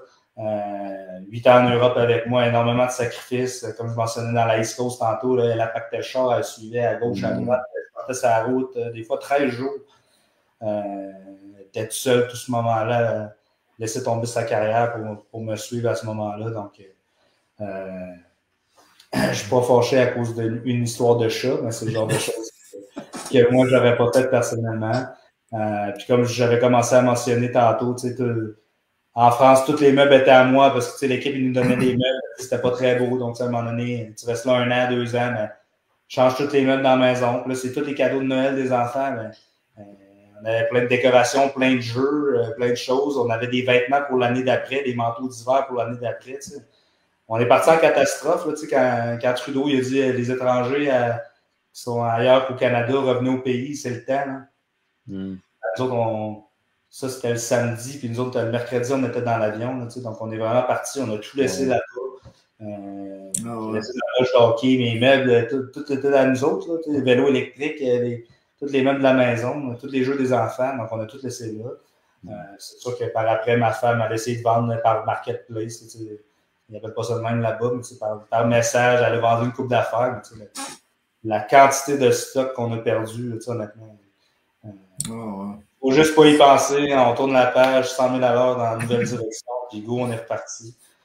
Puis là, c'est des changements de carrière. Donc, ma femme, en venant s'installer ici, changement de carrière pour elle, changement de carrière pour moi. Donc, moi, j'ai fait mon cours pour être inspecteur en bâtiment. Donc, ça a été une transition là, d'1 an et demi, là, pas facile, mais quand au moins tu as ton revenu de hockey, la transition, comme on parle souvent, à quel point c'est une belle ligue pour la transition des gars qui arrêtent. Moi, la première année, justement, il n'avait pas de hockey, donc les fameux revenus qui auraient pu aider la première année, j'ai pas eu ça. Puis comme je mentionnais tantôt, j'ai pas fait une fortune en Europe, donc j'avais besoin un petit peu d'argent. C'est pas facile. Donc, j'étudiais, je travaillais, mais là, on est en pandémie. Fait que travailler sur la construction à 6 heures le matin pour essayer d'aller ramasser des sous et non juste faire mon cours et jouer au hockey. Donc, la transition est un petit peu plus dure pour ça. Première année, j'ai pas eu des stats incroyables non plus dans la ligne nord-américaine de ma première année. C'est à cause de ça, pas nécessairement, mais c'est un petit peu tout en même temps. Une année à pas jouer quand tu es habitué de pratiquer à tous les jours. Après ça, comme je disais, j'étudiais, je jouais au hockey, j'étais avec les enfants, travaillais, essayais de faire de la construction pour ramasser des sous un peu. Donc, on avait des grosses semaines. Les enfants en pandémie, l'école à la maison, toutes ces choses-là, honnêtement, ça n'a pas été nécessairement facile, là, c'est la transition, mais... Maintenant, de retour au Québec, capitaine du Cool FM, on regarde, puis inspection Pro Max, ça a commencé à se placer, tout va bien. Ah, puis je voulais juste dire, c'est quand même drôle parce que je regardais ça, puis tu as été drafté 3 fois dans la Ligue nord-américaine. Tu as été premier là, en 2020 par le Cool FM, mais 2 fois avant aussi. Les Marquis en 2014, puis l'isothermique en 2008. Donc, la 3e fois, il faut avoir été la bonne. Comme je disais tantôt, cool, les DG de la Ligue nord-américaine, c'est des gars qui regardent justement les gars qui sont en Europe, dans l'East Coast, qui ont des cheminements un petit peu difficiles. Il va-tu prendre sa retraite tout de suite? Il va-tu persévérer? C'est sûr que moi, je me suis accroché pendant plusieurs années.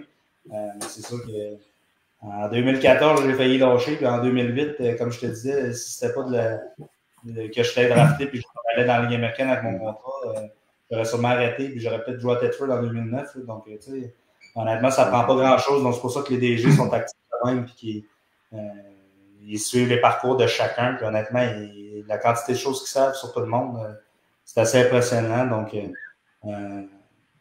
ça a été la bonne en 2020, mais c'est sûr que mon parcours, je l'ai étiré un petit peu justement parce que j'étais passionné et parce qu'on aimait ça, mais ça n'a pas été facile. Il y a Jimmy Brousseau qui est un fan du Cool FM qui dit « Salut, nouveau capitaine. Je ne sais pas si ça a déjà été répondu, mais quel gardien dans la Ligue te donne le plus de misère? » Je te dirais que c'est pas un gardien en particulier, là, mais jouer à Laval, honnêtement, c'est tough. Surtout, moi, c'est le physique des défenseurs qui me cause plus de problème un petit peu.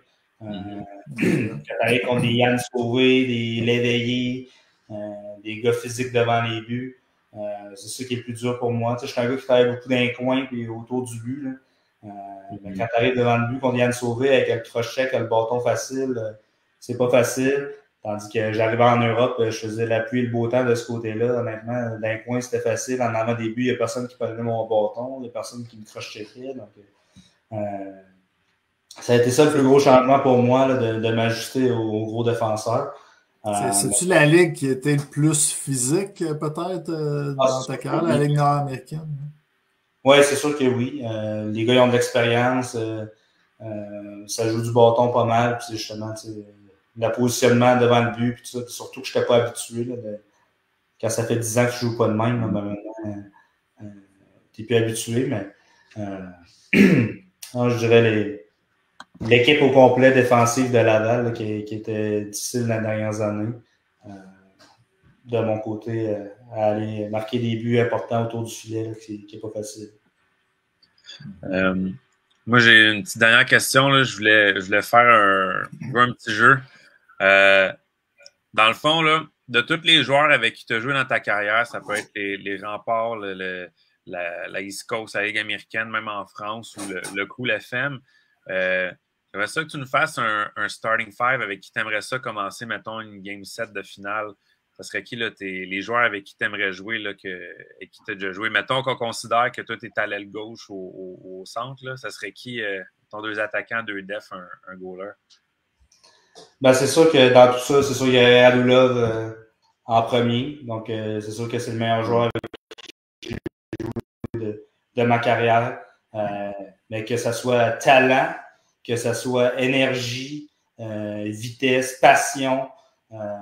Honnêtement, ce gars-là, c'était un hyperactif, mais qui mettait de la vie. Tu sais, d'habitude, les Russes, les Européens de ce gang-là, tu sais, je ne veux pas tous les inclure dans le même moule, mais tu sais, que ce soit des Kazakhs ou de tous les pays de l'Europe de l'Est. Tu sais, c'est pas du monde souriant à la base énormément, la plupart.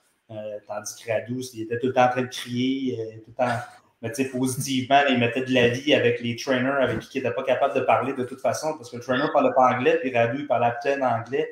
Il était tout le temps en train de crier, en train de le shaker, le gars qui exisait patin, tu sais. Puis, honnêtement, il mettait de la vie.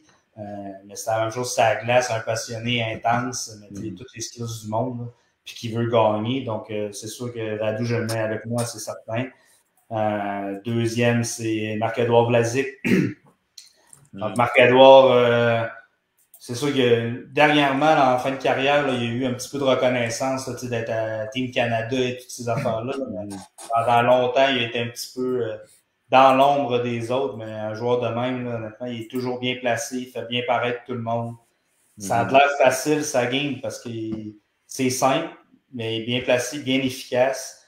Pas de flafla à la Erik Karlsson, de gna. C'est simple au bout, mais tellement efficace. C'est tellement facile à jouer avec de ce côté-là.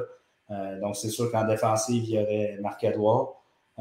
Sinon, dans les années que moi j'ai joué, c'est sûr que Marchessault était très, très jeune.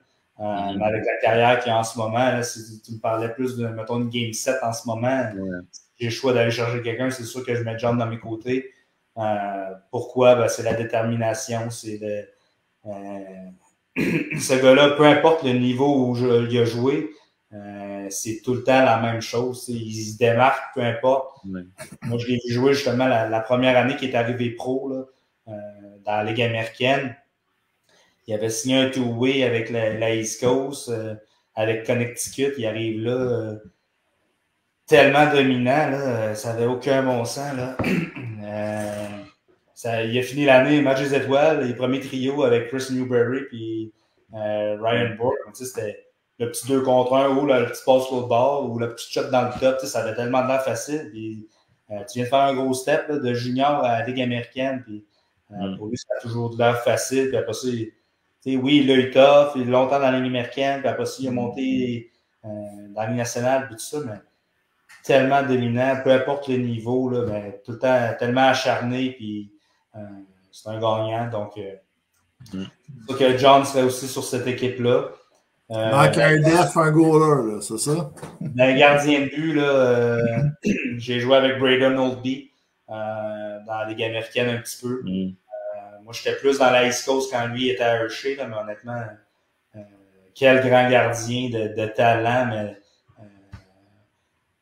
un vrai gagnant. Là, il nous fait des coups de bâton dans les pratiques là, parce qu'on faisait des screens, des déviations, et il voulait gagner, même s'améliorer dans les pratiques. Là, il était tough à jouer contre. Vraiment un gars passionné, déterminé à gagner, donc c'est sûr que je le prendrais dans le côté. J'ai été surpris un petit peu justement que sa carrière, oui, il a eu une belle carrière, mais elle a été quand même courte. Il est encore très jeune, Oldby, quand il a arrêté. De ce côté-là, ça m'a surpris quand même. Je pensais que ça serait un gars qui l'étirait et qui allait avoir du succès pendant longtemps, mais quand ça a moins bien été, échangé à Vancouver, puis après ça, il a disparu pas mal. Sinon, l'autre joueur d'avant que je mettrais, ça serait Travis Morin, avec qui j'ai joué là, en Ligue américaine, East Coast. Honnêtement, jouer avec des passeurs comme ça, là, ça change ta game au complet. Il faut que tu... faut tout le temps que tu sois prêt à avoir une passe, peu importe tu es placé où. La seule chose que tu penses quand tu es dans la zone adverse, c'est comment je peux te débarquer, comment il va me la mettre, comment elle va arriver où, quand. Il faut tout le temps être alerte, tout le temps être prêt.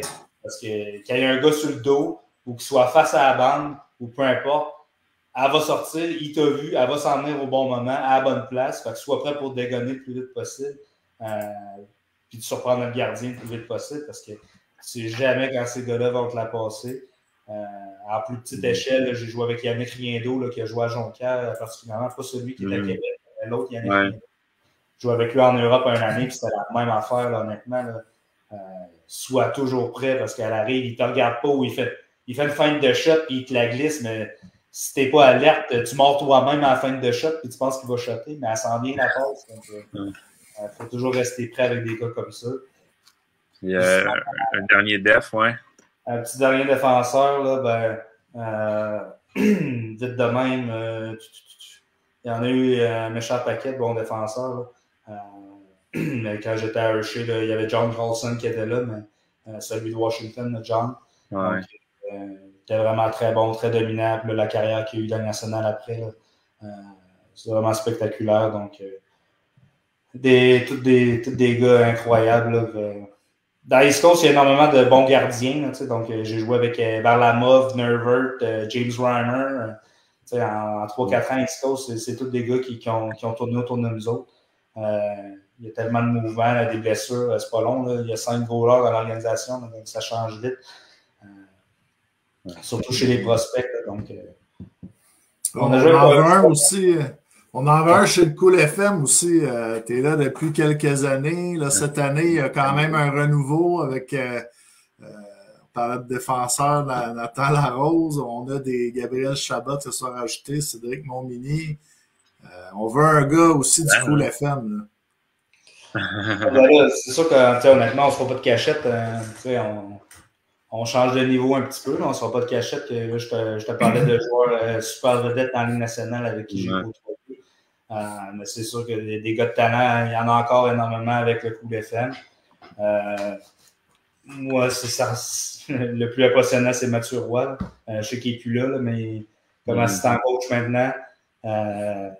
Des défenseurs de même là, qui sont capables de te faire la petite passe aux joueurs de centre là, en sortie de zone, capables d'avoir un gros lancer, les grosses. Il fait tout bien, là, que ce soit des passes, des gros lancers, être physique quand c'est le temps. Box et out, il est 6 pieds 3, il est costaud. Là. Ouais. Donc, honnêtement, je ne suis pas surpris de la carrière qu'il a eue. Puis moi, j'ai joué contre en Europe, justement.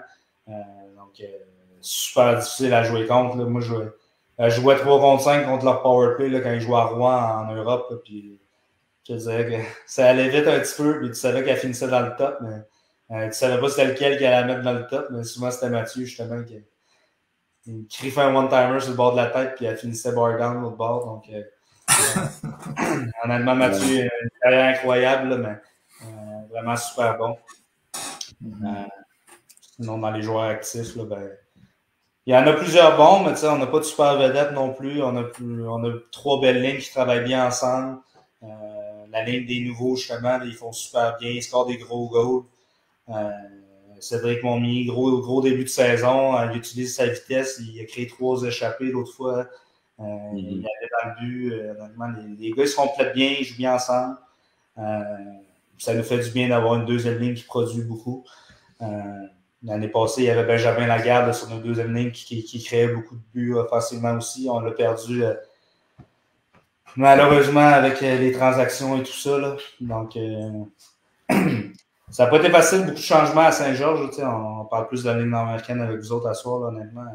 On a parlé beaucoup du reste de ma carrière. Là, mais, avec le Cool FM, énormément de changements cette année. Donc, on a 4-5 gars qui ont pris leur retraite. Perdu 4 joueurs repêchage d'expansion.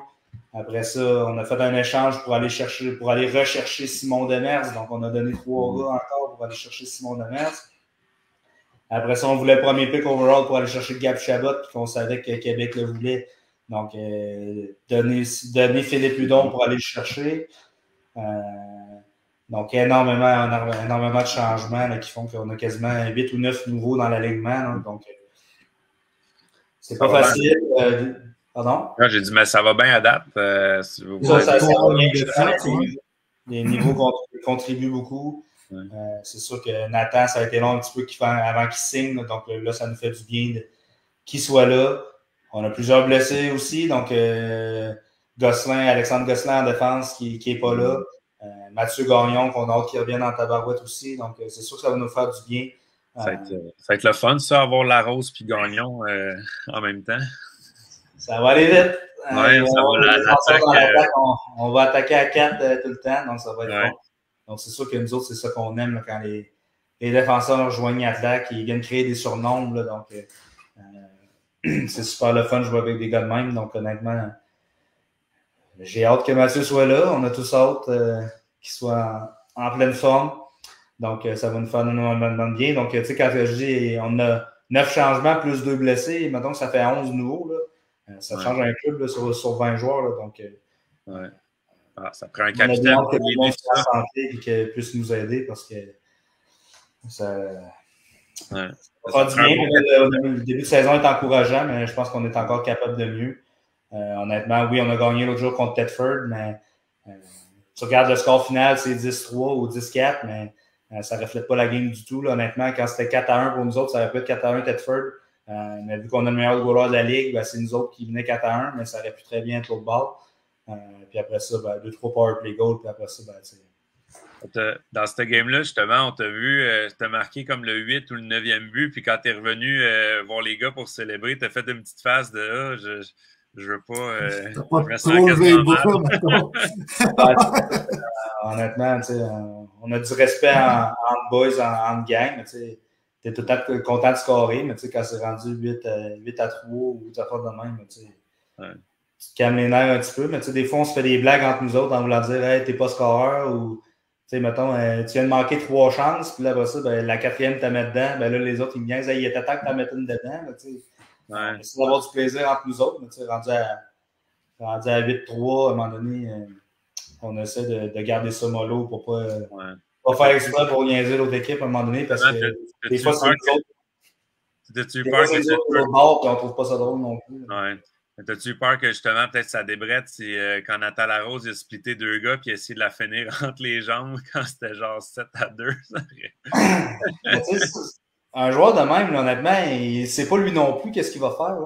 Honnêtement, il part sur une go, mais il y a tellement de skills, tellement de talent. C'est de l'improvisation pure et nette. Il n'a pas dit hey, je vais splitter Eddie, puis quand je vais arriver sur le bord du net, je vais me la mettre entre les jambes, je vais la mettre bar down. C'est comme il a lu le jeu, hey, ça passe, d'après moi, je suis capable d'y aller. Puis là, il est arrivé à la fin, puis ça se peut que la puck elle aille coller, puis là, finalement, ben je vais y aller entre les jambes. Les gars sont tellement naturels que ça n'a aucun sens. Mais c'était pas ça son plan initial. Mais c'est sûr que s'il écrive dedans à ce moment-là, des gars comme c'est Tedford, les gars ils ont de la fierté, puis on connaît Bobby Barry, qu'il ne va pas se laisser marcher ses pieds, puis des buts un petit peu. Mettons qu'il l'aurait mis dedans, on peut dire des buts hot dog, mettons que le monde mentionne des fois. C'était pas prévu, mais faut rester classique avec de la classe un peu. Mais Bobby aurait pu péter une note et dire hey, on lui passe un message ou on passe un message à Nathan.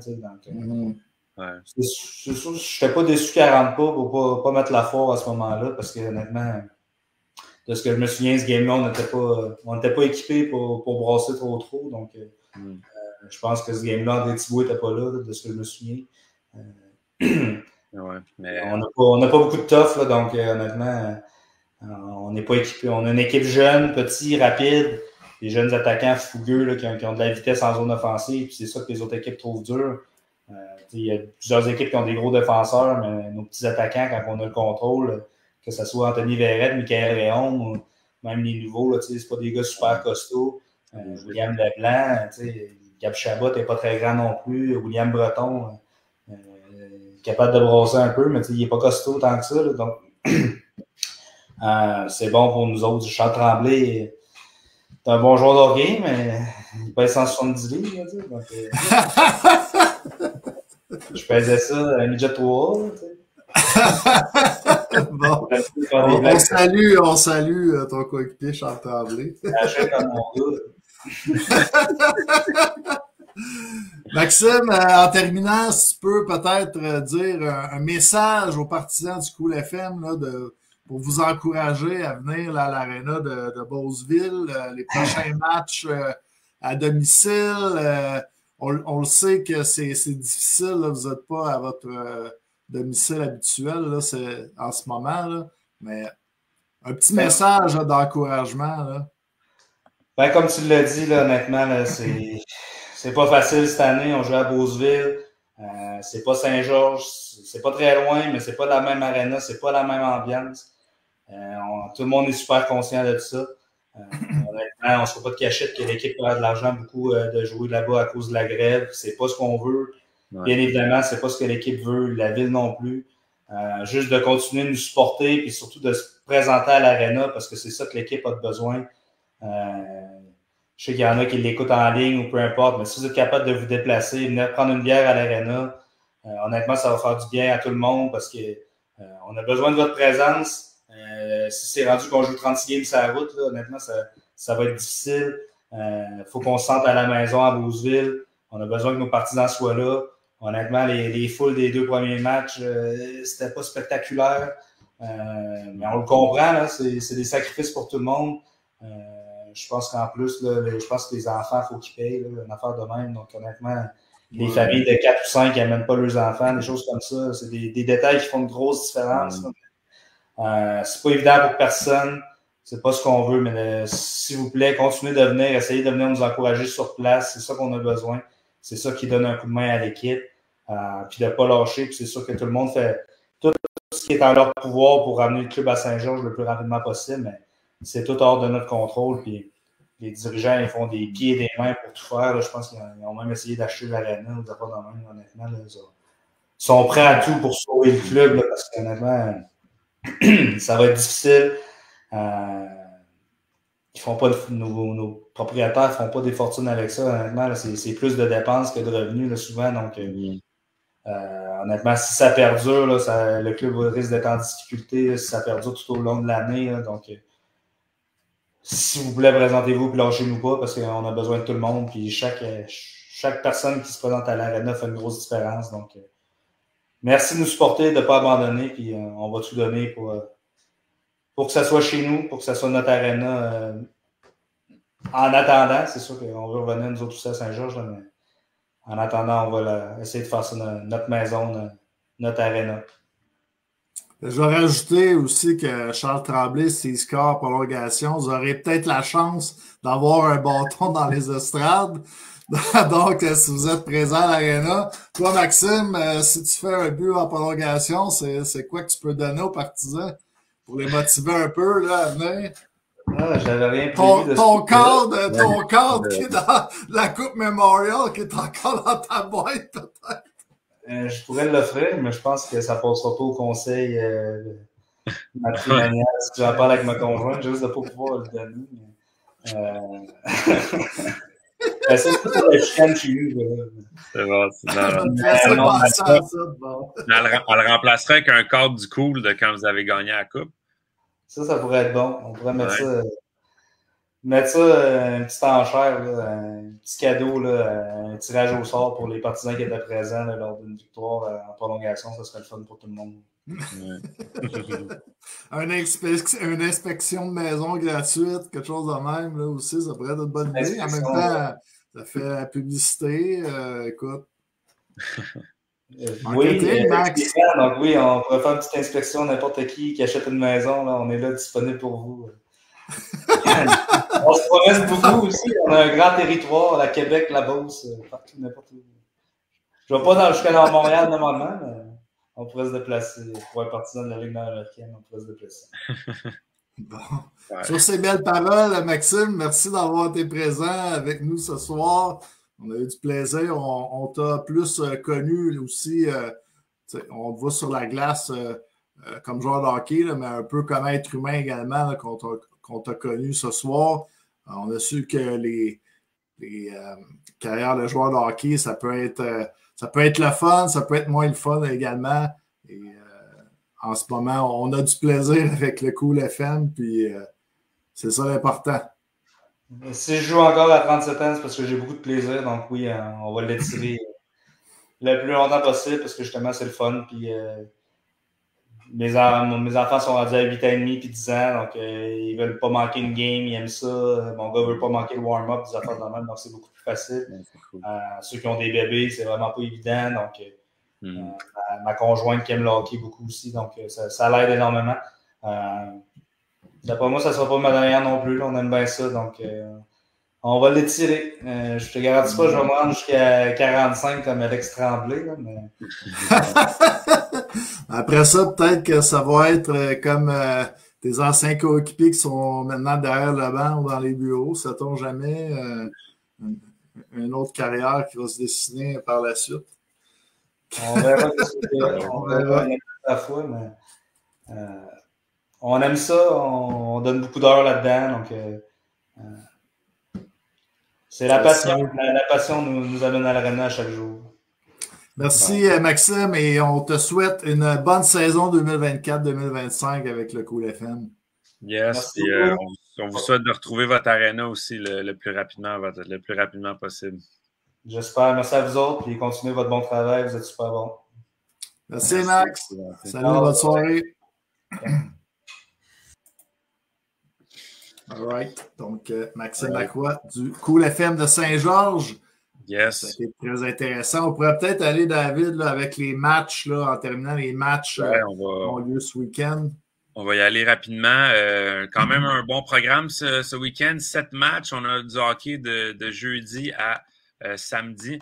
Donc, jeudi soir, les soirées rivalités qui vont commencer à Saint-Hyacinthe, comme on l'a appelé sur les réseaux sociaux du bataillon. Donc, les pétroliers de Laval qui vont être en visite. Donc, les jeudis rivalités. Pardonnez-moi. Donc, les pétroliers de Laval qui vont être en visite. Donc, ça va être un bon match ça, à 20h. Ensuite de ça, tous les 8 clubs sont en action le vendredi, un peu comme d'habitude. Donc, Saint-Georges, le Cool FM qui vont être à Rivière-du-Loup pour affronter les 3L. National de Québec va être à Laval pour affronter les pétroliers. Les Marquis de Jonquière vont être à Thetford Mines pour affronter l'Assurantia, alors que Bobby Barry va essayer d'égaler Pierre Pelletier pour le chapitre des victoires au niveau des entraîneurs. Et le bataillon de Saint-Hyacinthe va être à Sorel-Tracy contre les Éperviers. Samedi soir, 2 matchs, un petit peu plus tôt à 19h, alors que Thetford Mines vont être à Québec pour affronter le National. Et à 19h30 à l'Arena de Beauceville, c'est les Éperviers de Sorel-Tracy qui vont être en action contre le Cool FM. Un match pour les partisans de Sorel qui devrait, selon toute vraisemblance, marquer le retour de Gabriel Paquin-Boudreau qui va avoir servi sa suspension du début de la saison. Donc, à Beauceville. Alors, un gros programme ce week-end. Il va y avoir bien de l'action. Puis, ça bouge là, au niveau du classement, là, surtout en début de saison. Donc, suivez ça de près, là, savoir où est-ce que vont se situer les équipes mardi prochain. Super. Merci, David. Merci à tout le monde d'avoir été parmi nous ce soir. Merci à Maxime Lacroix du Cool FM de Saint-Georges qui était un super invité. Donc, on se souhaite du bon hockey pour la fin de semaine. Salut à tous et faites attention à vous au retour à la maison. Au revoir. Au revoir.